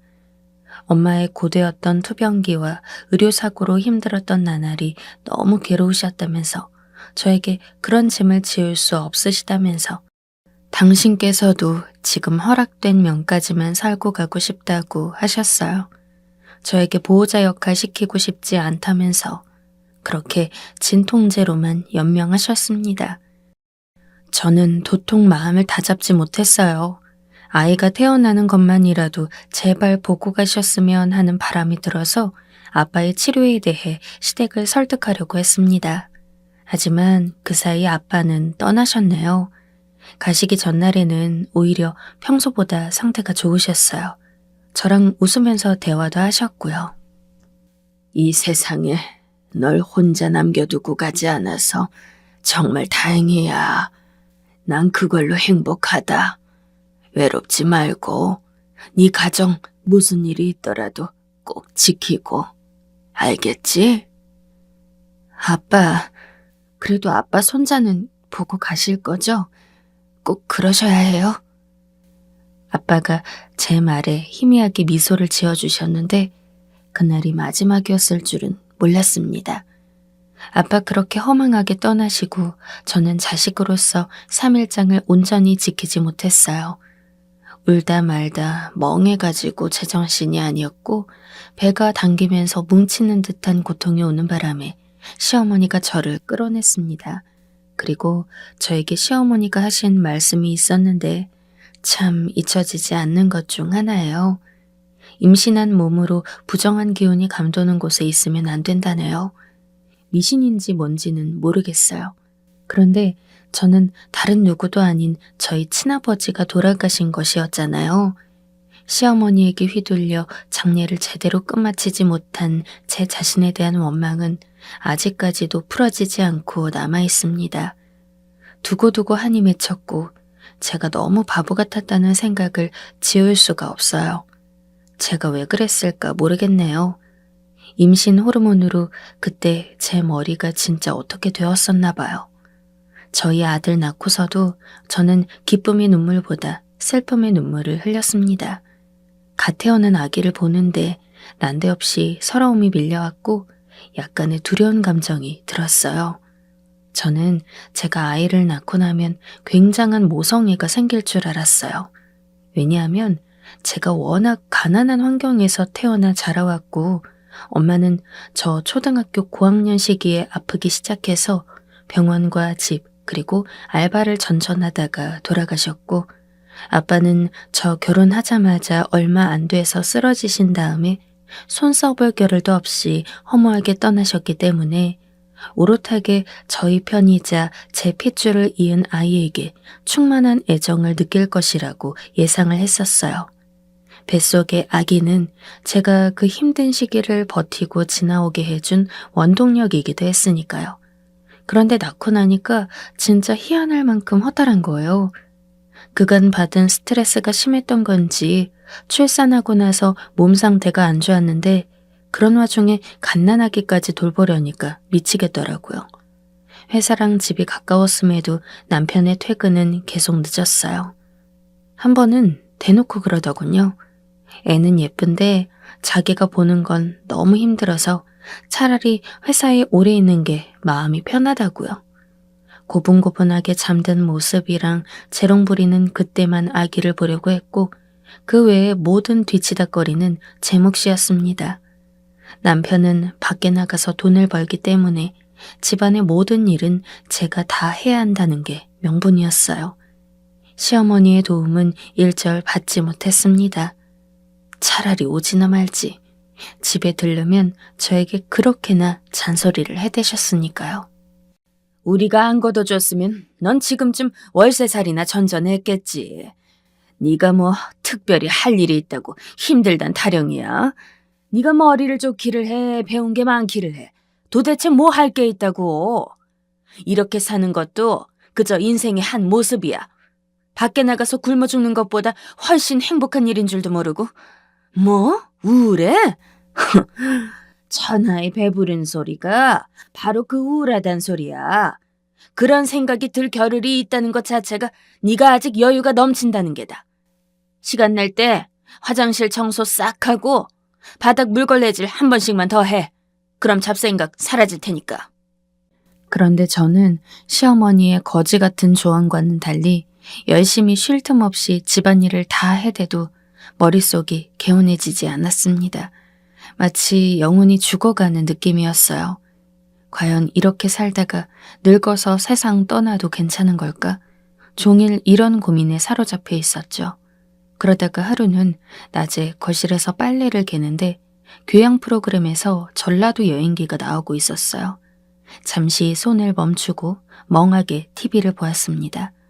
전라도에 떠오르는 여행 명소로 여수의 돌산도로 떠나는 그 프로그램을 보면서 제가 정말 펑펑 울고 말았습니다. 한참 잊고 살았던, 들었던 당시에는 전혀 중요하지 않게 여기고 넘겨버리고 말았던 저희 부모님의 옛 이야기가 생각나서였어요. 제가 초등학교 5학년 여름에 엄마가 병원에 잠깐 입원했다가 퇴원하셨습니다. 저는 그때까지만 해도 엄마가 심각한 병이 있다든가 하는 건 전혀 몰랐어요. 중학교 올라가서야 알았으니까요. 엄마는 병원 밥이 맛이 없었다면서 입원해 있는 동안 톡 쏘는 갓김치가 생각나서 혼났다고 그러셨어요. 전라도 가는 기차에 타면 여수 갓김치 파는 거 아니? 특산품이라고 판매하는데 기차에서 사는 것도 엄청 맛있다네. 요즘은 안 팔지도 모르겠다. 아휴, 진작 기차 여행도 좀 많이 다녀볼걸. 엄마, 기차 타고 여수 가봤어? 기차에서 갓김치 사봤어? 제가 물어보니까 엄마가 싱긋 웃으면서 고개를 가로저으셨죠. 대신 버스를 타고 가봤다고 하셨어요. 궁금해서 언제? 언제? 제가 계속 해물으니까 엄마가 저 태어나기 전 두 분이 결혼하시기도 전에 있었던 일을 말씀해 주셨습니다. 저희 부모님이 연애하실 무렵에 전라도로 여행을 가기로 하셨대요. 그때 아빠는 공장 일이 바빠서 그곳에서 거의 숙식을 하셨던 시기였다고 합니다. 마장이라고 하셨던가? 그곳에서 만나기로 해서 엄마가 토요일 점심시간에 먼저 도착을 하셨대요. 약속 장소인 다방에서 아빠를 기다리는데 암만 시간이 지나도 아빠의 모습은 보이지 않았다고 합니다. 휴대폰이 없던 시절 연락할 방도는 없고 엄마는 할 일 없이 기다리면서 속으로 오만 상상을 다 하셨었다네요. 이 사람이 오다가 사고를 당했나? 아니면 나와의 약속을 잊어버렸나? 혹시 나를 바람맞히려는 계획인가? 불안한 가정은 시간이 지날수록 더해졌고 엄마는 무려 4시간 이상을 그 다방에서 아빠만 기다리셨다고 합니다. 문이 열릴 때마다 혹시 아빠인가 싶어서 목을 빼고 쳐다보셨대요. 그렇게 한참이 지나서야 아빠가 드디어 문을 열고 나타나는데 엄마가 보자마자 오래 기다리느라 지친 것도 있고 깜짝 놀라시고 말았답니다. 아빠가 엄청나게 큰 가방을 메고 오신 것이었어요. 엄마가 말씀하시기를 에베레스트 등산 가는 사람이나 그런 가방을 메지 누가 그렇게 큰 짐을 가져오냐고 말도 안 되는 일이었다고 하셨죠. 그때는 미리 예약하거나 예매하는 시스템이 없었다네요. 한참 늦었으니 두 분이 손붙잡고 뛰어가서 버스표를 사고 그 다음 오는 대로 그냥 타고 가셨대요. 급행버스였나? 그런 이름의 버스를 타고 전라도까지 내려가셨답니다. 버스가 출발하고 나서야 엄마가 마음이 풀려서 아빠한테 물어보셨대요. 도대체 왜 그렇게 늦었냐고요? 아빠가 당시에 필름 제작 공장에 다니고 있었는데 그게 기계에서 매끈하게 나오면 탁탁 잘라서 공정하면 완성되는 과정이었대요. 그런데 아주 가끔은 기계에서 필름이 나오다가 뭉치기도 하는데 이렇게 떡이 지면 온 기계를 다 중단시키고 수습을 해야만 했다고 합니다. 지금이야 완전히 자동화가 되었겠지만 그때는 반수동이었던 셈이죠. 하필이면 그날 토요일 오전 근무만 하고 퇴근을 하려던 그 찰나에 떡이 져서 공장이 올스톱 되는 바람에 아빠가 그거 해결하시느라 늦으셨던 거예요. 그렇게 오래 지체되었음에도 엄마가 아직 기다리고 있을 거라고 믿으며 아빠는 달려가셨던 겁니다. 두 분이 가신 곳은 여수하고도 더 지나서 돌산도였다고 해요. 거기서 엄마가 말씀하시기로 배를 타고 들어가셨대요. 깜깜한 와중에 아빠가 가져온 짐 풀어서 텐트 치고 새벽에 텐트 안으로 바닷물 들이쳐서 두 분 다 놀라고 깨어나고 난리도 아닌 하룻밤이었다고 합니다. 그럼에도 날이 밝았을 때 아무렇지 않게 해수욕하고 노셨대요. 여담으로 아빠가 챙긴 어마어마한 짐 중에서 아빠 것은 없었고 죄다 빌린 물품들이었다고 합니다. 심지어 가방까지도요. 그렇게 빌린 것도 신기하지만 빌려서라도 엄마와 즐거운 추억 쌓고 싶어서 머나먼 여행길, 그것도 어려운 초행길을 거뜬히 나섰던 아빠. 어디든 군말 없이 따라가며 매 순간을 즐기실 줄 알았던 엄마. 두 분이 비록 풍요로운 삶을 영위하시진 못했지만 서로에게는 든든한 동반자이셨던 것 같아요. 제가 빨리 게다가 말고 엄마가 해주셨던 두 분의 여행 스토리가 생각나서 거의 탈진할 만큼 울고 말았습니다. 이제 부모님 두 분 다 떠나시고 저 혼자가 된 게 새삼 실감이 나면서 외로웠어요. 저에게는 이제 가정이 생겼는데 어째서 이렇게 혼자인 것처럼 느껴질까? 왜 자꾸 외로울까를 진지하게 생각해 보았습니다. 그랬더니 저에게는 제 자신이 없었더라고요. 제가 원하는 삶을 한 번도 그려본 적이 없었어요. 과연 제가 부모님보다 젊은 시절을 잘 나고 있는 것일까? 하다못해 다른 지역으로 혼자 여행이나 잘 다녀올 수 있을까? 이런 가정을 해보니까 암담했습니다. 이렇게 살고 싶지 않았어요. 제 인생을 무력함으로 채우고 싶지 않았습니다. 제가 시어머니의 고집 때문에 모유 수유를 하느라 애를 먹었었는데요. 욕실에서 씻고 나오는데 문득 거울을 보니까 예전과 비교해서 가슴이 처진 것 같았습니다. 저는 그런 제 모습을 거울로 보면서 정말 나는 멋지게 살고 싶다. 남편 뒷바라지하고 시부모 눈치 보고 애만 키우는 아줌마로 늙어가고 싶지 않다. 욕망을 불태우게 되었습니다. 멋진 여성이 되고 시어머니한테 떵떵거리고 남편이 함부로 못 대하는 그런 위치가 되고 싶단 열의에 가득 차게 되었죠. 제가 뭘 할 수 있을까 고민해 봤더니 다른 건 몰라도 단순 계산 능력 같은 건 괜찮았거든요. 그리고 제가 뭘 색다르게 응용하거나 심도 있게 파고드는 그런 분야에는 완전히 문외한이었습니다. 전혀 몰랐죠. 그렇다면 우직하게 딱 하나만 파고드는 일을 하면 되지 않을까 싶어졌어요. 뭐가 있으려나 하고 봤더니 다름이 아니라 자격증 공부가 저에겐 맞는 듯 싶었습니다. 한 우물만 그저 무식하리만치 파고드는 건 제가 자신이 있었어요.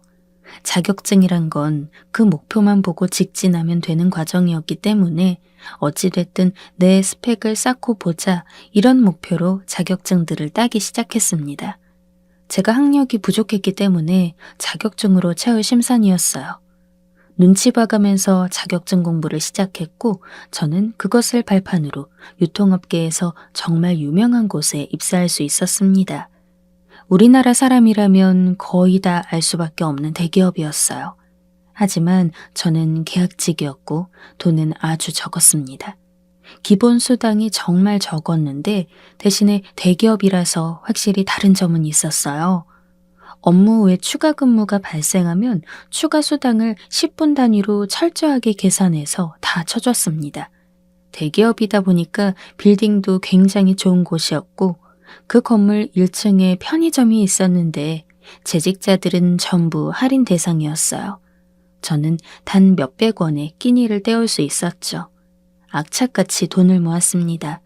근로계약서를 남편이 받기 때문에 기본급은 어쩔 수 없어도 그 외의 모든 수당은 제가 몰래 다 챙겼죠.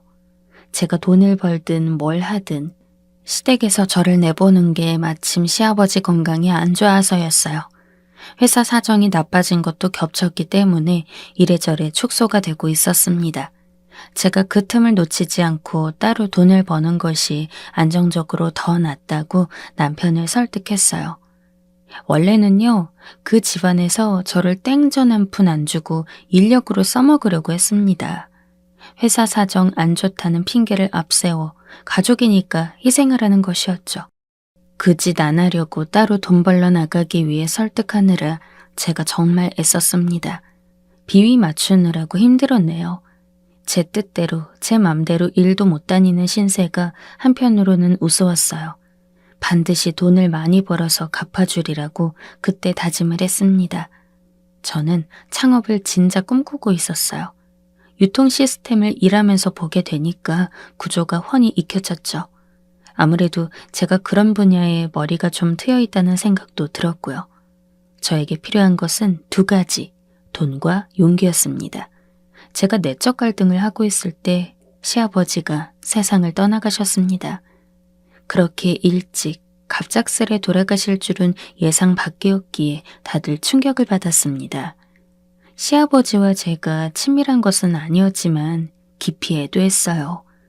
100세 시대에 너무 금방 저무신 것이, 형제끼리 같이 시작한 회사가 기울어진 걸 보고 떠나신 것이 안타까웠죠. 시아버지와 특별한 추억은 없었고 기억이라고 한다면 제 임신 사실을 알고 따로 인사드리던 순간이 있었네요. 여자는 어리고 예쁜 게 최고라고 생각하신다면서 저의 나이가 마음에 드니까 결혼을 허락하겠노라고 그렇게 말씀을 하셨었죠. 아들이 웬 나이 많이 먹은 여자를 임신시켰답시고 데려왔다면 기분 나빠서 애 지우라 그랬을지도 모른다면서 그런 얘기를 웃으면서 하셨던 모습이 생생하게 기억에 남았어요. 그런 탓일까요? 애도는 표해도 애틋한 감정은 들지 않았습니다. 저는 시아버지가 떠나신 후로 결심을 굳혔습니다. 작은 신생 사무실에 들어간 것처럼 집에다가는 말을 하고 제 일을 시작했어요. 그래봤자 작은 사무실이었죠. 저랑 직원 둘, 총 3명이 다였어요. 그런데 점차 시간이 지날수록 규모가 커지면서 인원도 늘어갔습니다. 전문 MD도 따로 뽑게 되었고 재무과장을 두게 되었을 무렵에는 수익 면에서 대박을 치고 있었어요. 제가 그렇게 사업을 불리는 동안 시댁의 그 가족회사는 문을 닫았습니다. 시아버지도 돌아가셨겠다. 집에 돈 나올 구석도 변변치 않으니 시댁 집을 팔고 시어머니가 우리 집에 들어와 사시는 게 어떻겠냐고 남편이 그러더군요. 자기도 곧 새 직장 구할 텐데 그러면 애 돌보는 게 힘들어지니까 시어머니의 도움을 받잔 것이었죠. 좁은 집에 시어머니까지. 제가 그 제안이 반가울 리가 없었죠. 그럼에도 잠시 고민하다가 그러자고 했습니다. 시댁집 판 돈으로 빚 갚는 데 쓸 것이라는 걸 알고 있었기에 그 계산 때문이었죠. 제 돈으로 그 집안 식구들 빚을 갚아줄 생각은 없었으니까요. 그때까지만 해도 남편은 제가 사업 대박친 걸 모르고 있었어요. 저는 조용히 박봉의 소기업에 재직하는 것처럼 몸을 낮추고 살고 있었어요. 시어머니와 살림 합치고 나서야 제가 다름 아닌 저의 사업을 하고 있다는 사실이 공개되었죠. 집안을 아예 싸그리 말아먹을 작정이야? 뭘 할 줄 안다고 겁도 없이 사업을 해. 여기서 더 집안 풍비박산 나는 꼴은 못 본다. 사업할 돈 있으면 그거 뱉어내. 이제 시작한다는 게 아니라 운영한 지 꽤 됐어요, 어머니. 그리고 제가 제 돈으로 제 능력으로 하는 거예요. 참나, 식구끼리 네 돈 내 돈 그런 게 어디 있니? 넌 가족에도 없어? 회사 정리하고 지금 집안 상황이 말이 아닌데 그걸 알면서 그래? 그래서 어머니께선 저희 아빠 죽어가실 때 돈 없다고 하셨던 건가요? 그게 어머니께서 말씀하시는 가족애가 맞아요? 저의 지적에 시어머니는 입을 다무셨죠. 간만에, 아니 거의 처음으로 시어머니의 그 입을 닥치게 했다는 것에 저는 희열감을 느꼈습니다. 이럴 수도 있는 것이었구나. 돈이 있고 당당해지니까 시어머니도 전혀 무섭지 않고 중간에서 아무 역할도 못하는 남편이 그저 등신으로 보이는 거구나. 그런 것을 체감하니까 정신적으로도 여유로워졌습니다. 그제서야 뭔가 해방된 기분이 들었어요. 저의 성공에 충격을 받은 남편은 그간 쌓아온 인맥으로 일자리를 얻을 것이라면서 크게 자신만만한 태도를 보였습니다. 그 핑계로 술자리를 엄청 가져댔죠. 시어머니는 내 아들 잘한다 잘한다 하면서 남편의 제도약을 응원하며 밀어주었습니다. 애초에 그 가족 회사도 남편은 한 것도 없이 자리 하나 차지했었을 뿐이라는 걸 저는 잘 알고 있었기에 아무런 감흥도 없었어요. 저에게 남편이 큰 소리를 칠 때마다 오히려 코웃음이 나왔습니다. 결과는 뻔했어요. 그렇게 으스대던 남편의 종착지는 어느 공장의 관리직이었습니다. 업무에 비하자면 급여가 형편없게 짠 곳이었죠. 이때부터 시어머니의 기가 확 꺾였던 것 같네요. 집안일도 전부 도맡아서 하시기 시작했고요. 집이 좁은 것도 이유지만 아이 교육 생각해서도 그렇고 제가 출퇴근 거리가 먼 게 계속 신경 쓰여서 이사를 결심했어요. 시어머니는 저희 집에서 지내시고 저희가 집 얻어서 나가는 걸로 했죠. 이사간 집의 명의는 제 걸로 했습니다. 제 돈으로 마련했으니 당연했죠. 시어머니가 부부는 일심동체라서 공동명의를 해야 마땅하다고 하길래 제가 그랬습니다. 어머니, 저랑 그이는 피 한 방울 안 섞인 남이에요, 남. 이혼하면 그냥 남보다도 못한 사이가 되는 거니까 어찌 보면 더 멀다고 할 수 있네요. 그때 시어머니가 경악한 표정으로 입술 한쪽을 떨었는데 속으로 얼마나 통쾌했는지 모릅니다. 이혼. 제 입에서 그 단어가 올라온 순간부터 저는 철저한 갑이 되었어요. 깨끗하고 널찍한 아파트를 둘러본 시어머니의 반응을 보건대 당신께서도 이런 곳에 살고 싶다 눈치였습니다. 저는 모른 척 했지만요. 남편은 일에 적응 못하고 힘들어하다가 공장에서 작게 사고를 당했는데요. 입원해서는 아주 울상이길래 그냥 제가 그 일 그대로 그만두라고 했습니다. 어차피 잡무 보는 알바를 두려고 했는데 그걸 남편한테 맡기기로 했어요. 남편은 사무실과 집을 오가며 주로 홈페이지 모니터링 업무를 보고 있어요. 제가 상사이자 물주이자 실질적인 가장이다 보니까 남편이 저한테 찍소리 못하고 조용히 삽니다. 남편이 저보다 나은 게 학력인데 애 교육도 그래서 맡겨놨어요. 시어머니는 저희 집안일을 하세요. 내가 집안일 경력이 얼만데 나 같은 베테랑 두고 너는 돈 아깝게 왜 따로 사람을 쓰니? 한번 어떻게 하시나 두고 볼 요량이었는데 예상보다 더 열심히 하시더라고요. 그래서 계속 지켜보고 있어요. 특히나 제가 일 때문에 예민해 있을 때가 많은데 제 눈치도 살살 잘 살피십니다. 제 잔소리에도 군말 안 하시고요. 이런 격세지감이라니 정말 돈이 최고인 것 같아요. 저희 부모님 살아생전에 효도 못 해드린 것이 슬플 따름이에요.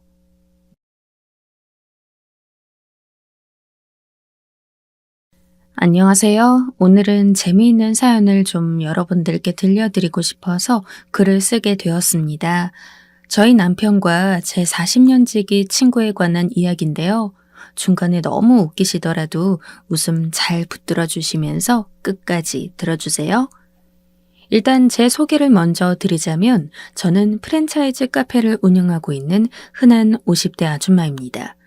회사를 다니다가 남편과 함께 카페 사업을 시작했는데 다행히 잘 되어 근근히 벌어먹고 살고 있네요.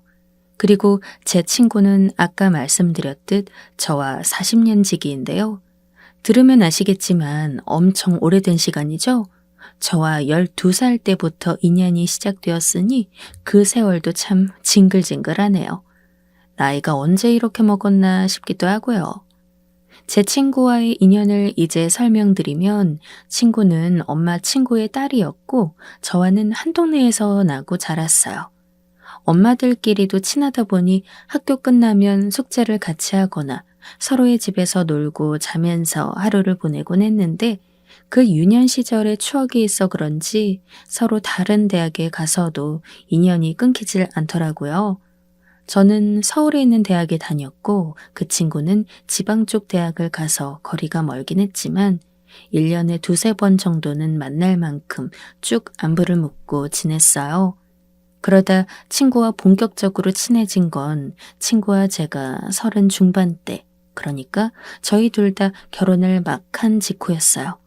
공교롭게도 저와 친구 둘 다 비슷한 시기에 결혼을 했는데 당시 제 친구의 남편이 바람기가 좀 있어서 골치를 썩고 있던 참이었어요.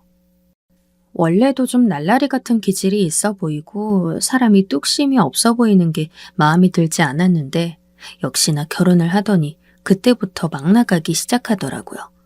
아직도 기억이 나는 에피소드가 하나 있는데 친구가 저에게 결혼할 사람이라며 데리고 와 소개를 시켜주었던 날이었어요. 첫 만남이기 때문에 보통은 예비 남편 쪽에서도 제 쪽에서도 서로 잘 보이려고 어느 정도 예의를 차리잖아요. 그런데 세상에 음식을 시킬 때부터 자기는 면을 먹으면 소화를 못한다며 까탈을 부리더니 급기야 제 의사도 묻지 않고 자기가 먹고 싶은 메뉴를 다 골라놓고선 음식이 맛없다며 종업원을 불러 야단을 치는 게 아니겠어요? 아니, 음식 맛을 이런 식으로 해서 어떻게 장사할 생각을 합니까? 사장님 어디 있어요? 사장님 나오라고 하세요. 죄송합니다. 다른 음식으로 가져다 드릴게요. 아르바이트생으로 보이는 여자가 고개를 숙여 몇 번이나 사과해도 친구 남편은 사장을 불러달라 난리를 치더니 결국은 사장이 나와 사과를 하고 음식값을 물어준 후에야 상황이 종료되었네요. 식당 사람들이 모두 저를 쳐다보는데 뒤에서 저희를 욕하는 소리가 귓가에 들려오는 듯 했습니다. 제 친구도 저도 얼마나 얼굴이 벌개지던지. 그러면서도 친구의 남편은 뭐가 그리 불만인지 음식점을 나와 환불받은 돈을 흔들면서 저희들에게 나 때문에 음식값 굳었소 하고 말하는데 진짜 밥맛이 뚝 떨어졌습니다. 곧 결혼할 친구에게 저 남자는 안 된다 뜯어말릴 수도 없고 결혼식에서 어쩔 수 없이 멋있은 표정으로 박수치며 축하해 줄 수밖에 없었죠. 그런데 역시나 일이 터진 것이었습니다. 어느 날부터 이 인간이 여자 향수 냄새를 폴폴 풍기며 집에 들어오기 시작하더니 갑자기 출장이 있다면서 외박을 하더랍니다. 그것도 하루 이틀이 아니고 일주일씩을요. 친구가 아무래도 느낌이 이상해서 옷을 막 뒤져보았는데 거기서 모텔 카드 영수증이 나왔고 너무 서러워 그 자리에 주저앉아 엉엉 울었답니다. 그리고 제게 전화를 해왔어요. 명수가 나 어쩌면 좋니? 나 진짜 이 인간 때문에 못 살겠다. 친구는 성격이 유순한 편이라 그저 자식만 바라보고 어떻게든 살려 했대요. 그런 친구를 말린 게 저였죠. 어떻게든 현장을 덮쳐 위자료를 단단히 받아내고 이혼을 해야 한다고 주장했어요. 솔직히 너무 억울하잖아요. 그동안 밥 해주고 빨래 해주고 그 거지 같은 성격 참고 살아준 것도 억울한데 죄를 지었으면 죄값은 톡톡히 받아내야죠. 전 친구를 설득해 어떻게 현장을 덮칠 건지 계획까지 세웠고 친구를 데리고 상간녀의 집 앞에서 차를 대놓고 그것들이 나오기만을 기다렸다가 조용히 미행을 시작했습니다. 잠시 후 그것들이 여름을 맞아 여행을 가기로 한 건지 동해의 바닷가로 가더군요. 거기서 신나게 뛰어들며 물을 튀기는 꼴을 보니 친구가 너무 불쌍했고 소리 없는 분노가 차올랐어요. 옆에서 친구도 못 참겠던지 오늘 밤 반드시 저것들을 가만두지 않겠다고 하더라고요. 저희는 그들의 모습을 정신없이 사진으로 찍어두었습니다. 그리고 그날 밤 저희는 그것들이 잡아놓은 펜션 바로 옆 예약해둔 숙소에서 기다리고 있다가 미리 가로챈 예비키로 현장을 덮쳤습니다. 마치 007 작전을 방불케 하는 작전이었습니다. 당황한 그놈의 자식 얼굴 하며 상간녀의 수치스러운 표정하며 정말 고소했죠. 결국 친구는 단단히 위자료를 챙겨 이혼할 수 있었고 모든 게 명숙이 네 덕분이라며 제 공을 칭찬했습니다. 하지만 그 뒤 마음 약한 친구는 이혼이 힘들긴 했는지 혼자 아이를 키워야 하는 현실이 힘들었는지 약까지 먹으며 많이 우울해하곤 했습니다. 그럴 때마다 저는 친구의 옆으로 가 친구를 위로해주며 잘 살 수 있다고 격려해주곤 했어요. 때론 친구의 아이를 데려와 저희 집에서 봐주면서 친구가 자유롭게 시간을 좀 보낼 수 있게도 해주고요.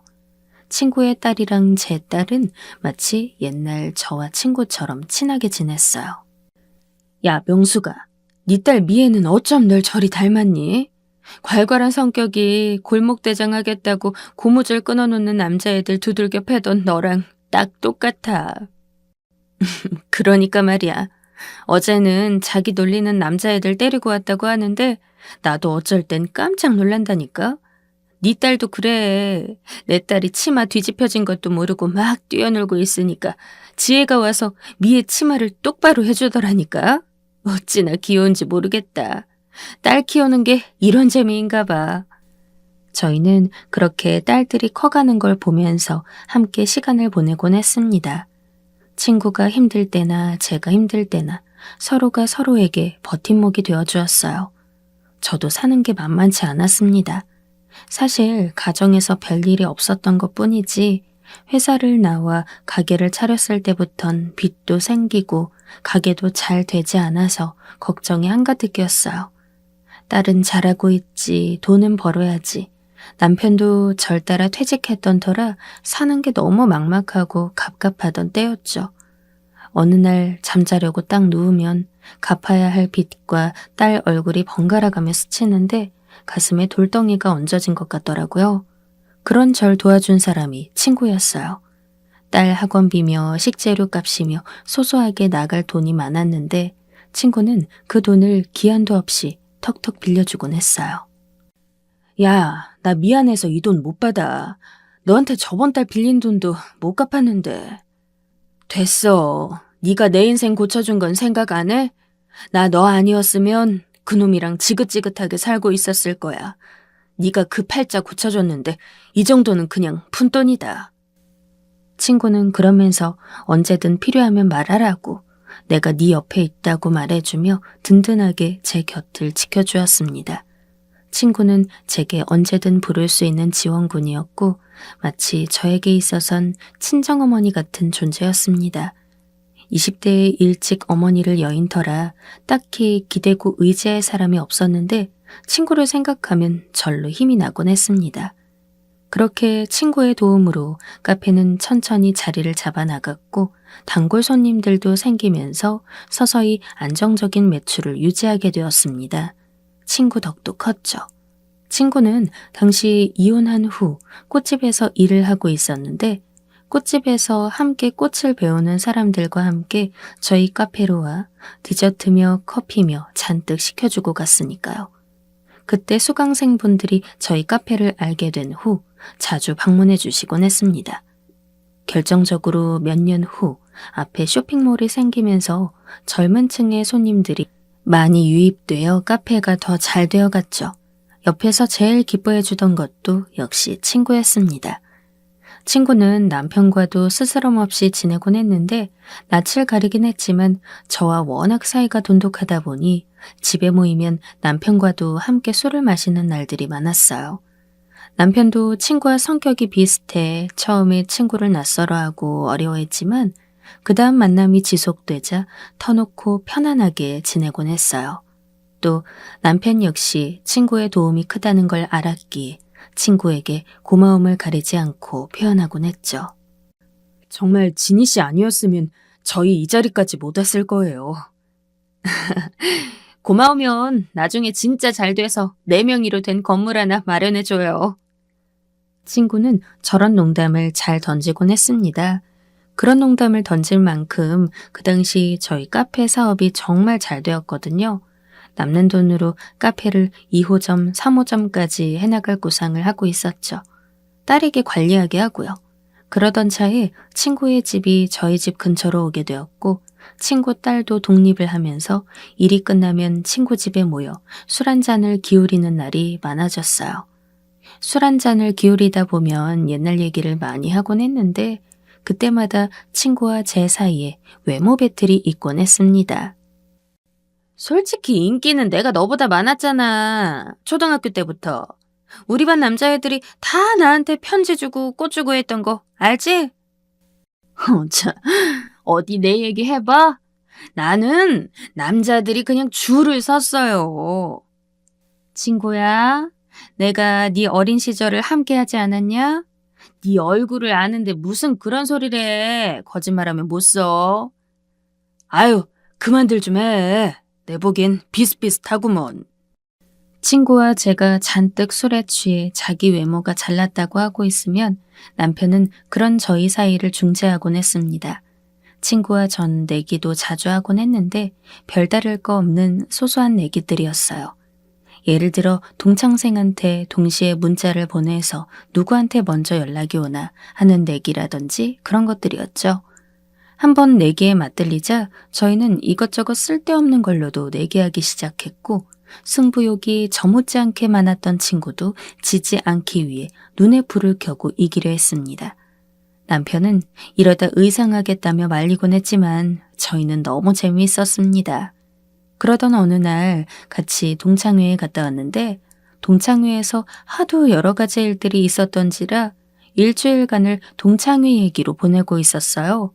그날도 동창들 얘기가 한창이었습니다. 명수가 그거 알아? 우리 동창 동민이 있잖아. 동민이 걔가 글쎄 동창생 소라랑 눈이 맞았대. 윤소라? 소라가 보험을 하잖냐. 동창회에서 둘이 한번 만나고 소라가 보험 영업하러 동민이를 만나기 시작했는데 그렇게 됐다고 하더라. 그래서 와이프가 소라 머리 뜯고 난리가 난 거 아니야. 웬일이니? 어머머. 선비 같고 한 여자밖에 모르는 동민이가 조강지처 아내를 버리고 여우 같은 소라와 바람이 났단 얘기는 너무나 흥미로웠습니다. 열길 물속은 알아도 사람 속 참 모른다는 생각이 들기도 했고요. 감탄사를 연발하며 동창생 얘기를 이어나가고 있는데 분위기가 확 달아올라 그런지 친구가 제게 슬쩍 물어보았습니다. 친구의 이 말이 사건의 시작이었죠. 네 남편은 한 번도 그런 적 없지? 뭐? 바람? 미쳤니? 그럼 나한테 죽지. 그리고 저 배불뚝이 남편 바라봐줄 여자도 없다. 제 말에 친구는 깨르르 웃었습니다. 왜? 그래도 상우 씨, 그 나이 때 남자들 치곤 괜찮지. 괜찮긴 개뿔. 살아봐라. 늙어도 애야. 누가 꼬시려 하지도 않을 거다 아마. 그래? 그럼 내가 한번 네 남편 꼬셔볼게. 내기하자. 어때? 뭐? 장난 같은 말이라 생각했지만 친구의 표정엔 장난기가 차오르기 시작했습니다. 왜? 자신 없어? 자신이 없기는? 그럼 한번 해보자. 재밌을 것 같잖아. 아유, 그런 짓 뭐하러 해. 됐어. 이상하네. 자신이 없나 본데? 친구가 절 자꾸 자극하자 저도 오기 비슷한 게 생겼습니다. 쓸데없는 짓이란 걸 알면서도 내기 결과가 이토록 궁금해지긴 처음이었죠. 사실 그간 남편과 아직까지 각방 쓰지 않고 큰 싸움 없이 잘 살아오고 있다고 생각하긴 했지만 남편은 젊었을 때나 지금이나 말이 별로 없고 표현이 없는 성격이라 늘 그 속을 다 알 수 없었거든요. 알겠어. 자신 없으면 관두고. 자신이 없긴 1,000,000원 내기해. 뭐? 이번엔 친구가 1,000,000원이란 액수에 당황했습니다. 전 친구에게 역으로 자신이 없냐며 비꼬았고 내 남편이 하루 만에 꼬셔지면 1,000,000원을 주겠다 했습니다.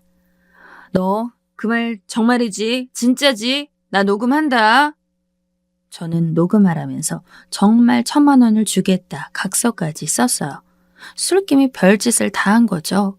친구는 술로 달아오른 얼굴을 하고 신이나 각서를 사진으로 찍어두었고 자기 계획이라며 작전을 늘여놓았습니다. 친구의 작전은 이거였어요.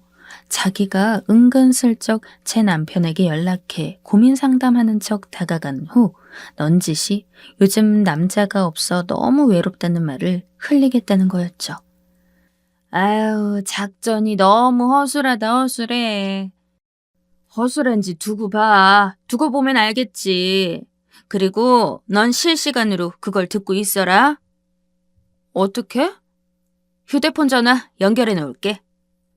그렇게 날짜는 이번 주 주말로 잡혔고 설마 했던 내기는 정말이지 시작이 되었습니다. 토요일 저녁쯤 되자 남편이 친구가 우리 모이는 술집에서 잠깐 보자고 했다며 일 끝나고 거기로 가자고 하더군요. 내가 마감 준비할 테니까 당신은 옷 입고 있어. 아, 어떡하지? 나는 못 갈 것 같은데. 동미랑 약속이 있어. 뭐? 정말? 아, 그럼 어떻게 해야 하나? 당신 오늘 별말 없길래 당연히 될 줄 알았는데. 남편이 고민하자 저는 중간에라도 갈 수 있으면 합류할 테니 둘이 놀고 있으라며 갔다 오라고 했습니다. 남편은 둘이서 만나는 걸 좀 어색해하는 눈치였지만 제가 약속을 서둘러 끝내고 가겠다고 하자 알겠다고 했어요.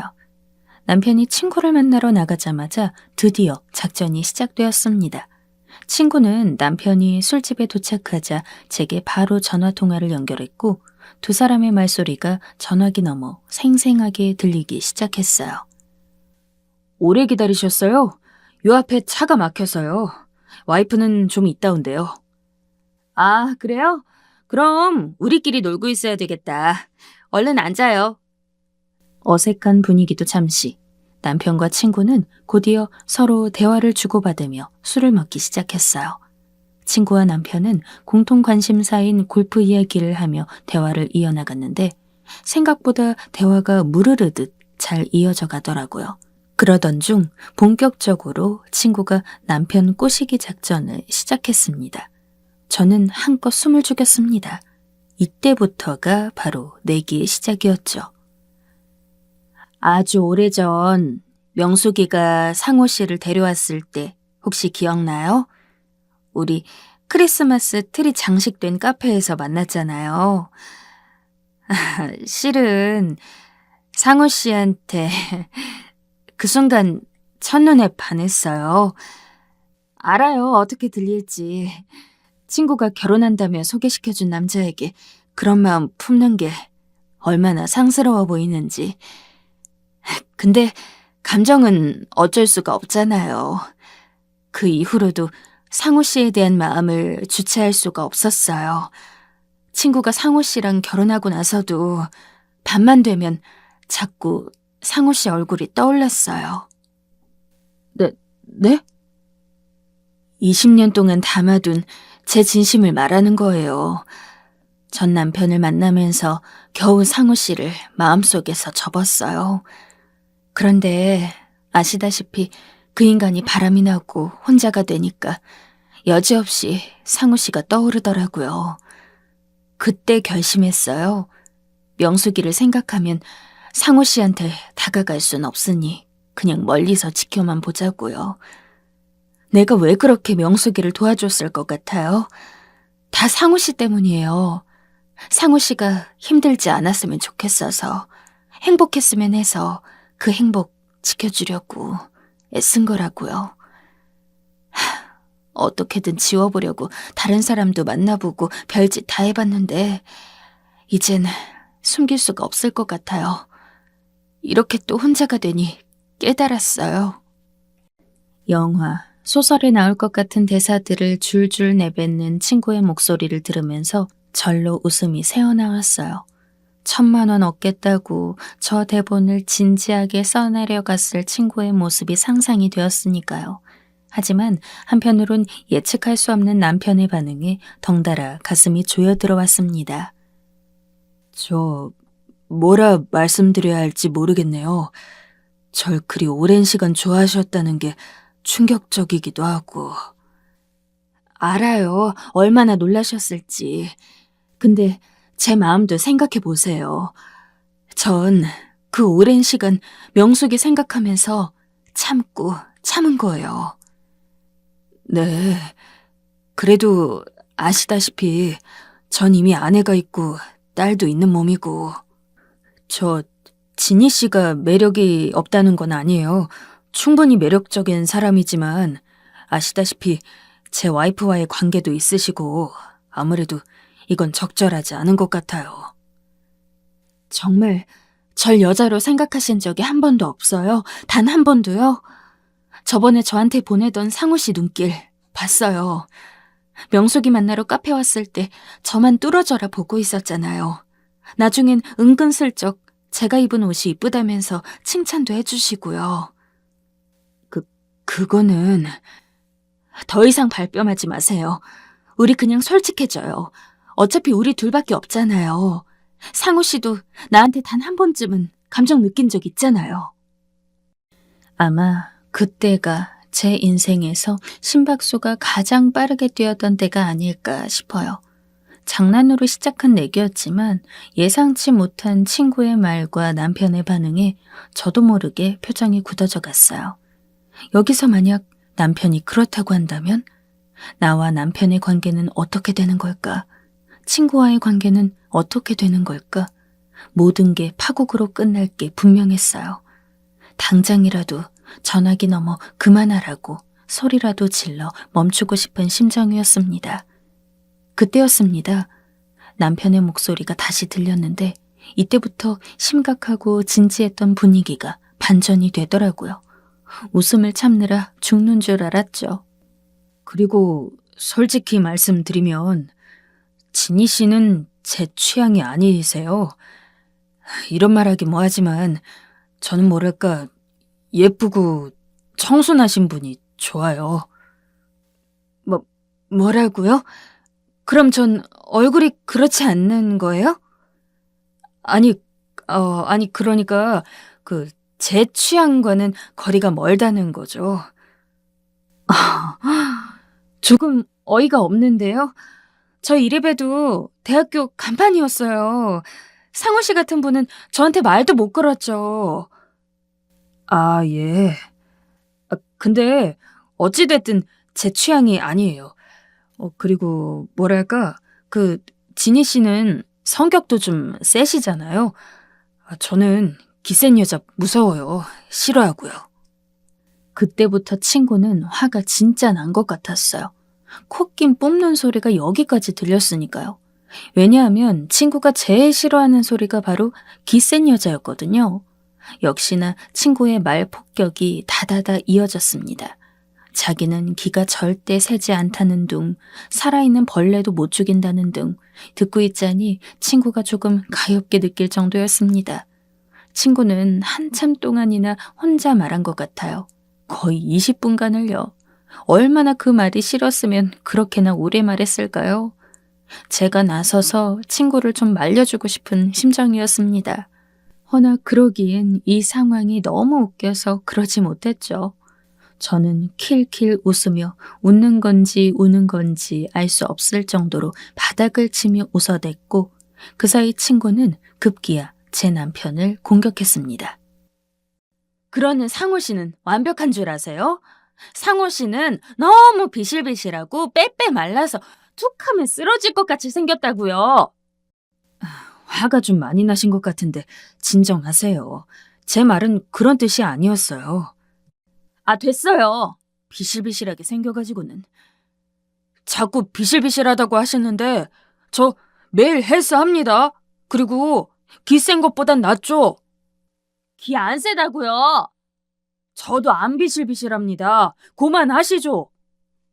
남편은 나중에야 상황을 수습하려 했지만 친구는 말이 더 세져버렸습니다. 그런데 남편 역시 술이 잔뜩 되었는지 똑같이 반격하더라고요. 평소 점잖고 말 수 없던 남편마저 그러니 그렇게 상황은 걷잡을 수 없이 커져갔습니다. 사실 남편 역시 마른 몸이 컴플렉스라서 그 말을 정말 싫어했거든요. 저도 웬만하면 남편에게 아무리 화가 나도 그 말은 안 하려 했는데 친구가 정통으로 남편의 콤플렉스를 건드린 거였죠. 이쯤 되자 둘 사이의 감정이 나빠지는 게 보여서 제가 다 조마조마하더라고요. 그러다 잔뜩 화가 난 남편이 마지막으로 던진 한마디에 친구는 남편을 향해 소리를 질러버렸습니다. 쥐같이 생겨가지군. 야! 남편은 평소에도 저와 단둘이 있을 때 친구가 쥐를 닮은 것 같다고 몇 번 말하곤 했습니다. 우스갯소리로 한 말이었지만 저도 친구가 쥐상이라는 걸 알았기에 맞다고 동의를 했었죠. 그런데 이 말을 여기서 꺼낼 줄이야. 한숨이 푹 나왔습니다. 친구는 앞에 있는 땅콩 접시를 던진 건지 남편은 뭔가에 맞아 악 소리를 질렀고 전화는 뚝 끊겨져 버렸습니다. 남편은 화가 잔뜩 난 얼굴로 집에 돌아왔고 저는 남편에게 조심스러운 목소리로 내기였다는 걸 말해주었어요. 뭐라고? 내기였다고? 지금 장난해? 아니 그런 얘기를 왜 해? 남편은 그런 쓸데없는 얘기를 왜 하냐며 불같이 화를 내었습니다. 저는 모든 게 내 탓이라며 죄인처럼 고개를 푹 숙였죠. 남편만 마음이 상한 게 아니었죠. 더 큰 문제는 친구였어요. 다음날 정말로 1,000만 원이라는 큰 돈이 입금되었는데 친구가 연락을 안 받는 거예요. 전 다시 돌려주려 했거든요. 친구와 내기로 1,000만 원이라니. 장난으로 시작한 거라서 당연히 돌려줘야 하는 게 맞다고 생각했습니다. 하지만 전화를 안 받으니 미칠 노릇입니다. 아무리 전화를 하고 문자를 해도 친구는 모조리 제 연락을 받지 않고 있습니다. 아마 이번 일로 자존심이 단단히 상한 것 같았죠. 사실 친구는 나이가 들긴 했어도 외모에 대한 자부심이 대단했었거든요. 그런 친구가 제 남편에게 쥐같이 생겼다, 기세다는 말을 들었으니 자존심이 상할 만했죠. 저는 친구에게 미안하다며 앞으로 이런 얘기는 하지 말자고. 남편이 그냥 한 말이니 마음에 담아둘지 말라는 말들을 남겼지만 친구는 모두 대답을 하지 않고 있습니다. 이 일을 어쩌면 좋을까요? 친구에게 사과를 한다고 기분이 풀어질까요? 장난으로 시작된 얘기였는데 친구의 마음이 이렇게나 상해버리니 너무나 찝찝하네요. 이대로 친구와 영영 화해하지 못할까봐 걱정도 됩니다. 이야기를 들은 여러분들께서 해답을 주신다면 잘 참고해 보겠습니다. 너무 철없다 나무라지 마시고 많은 댓글 부탁드려요.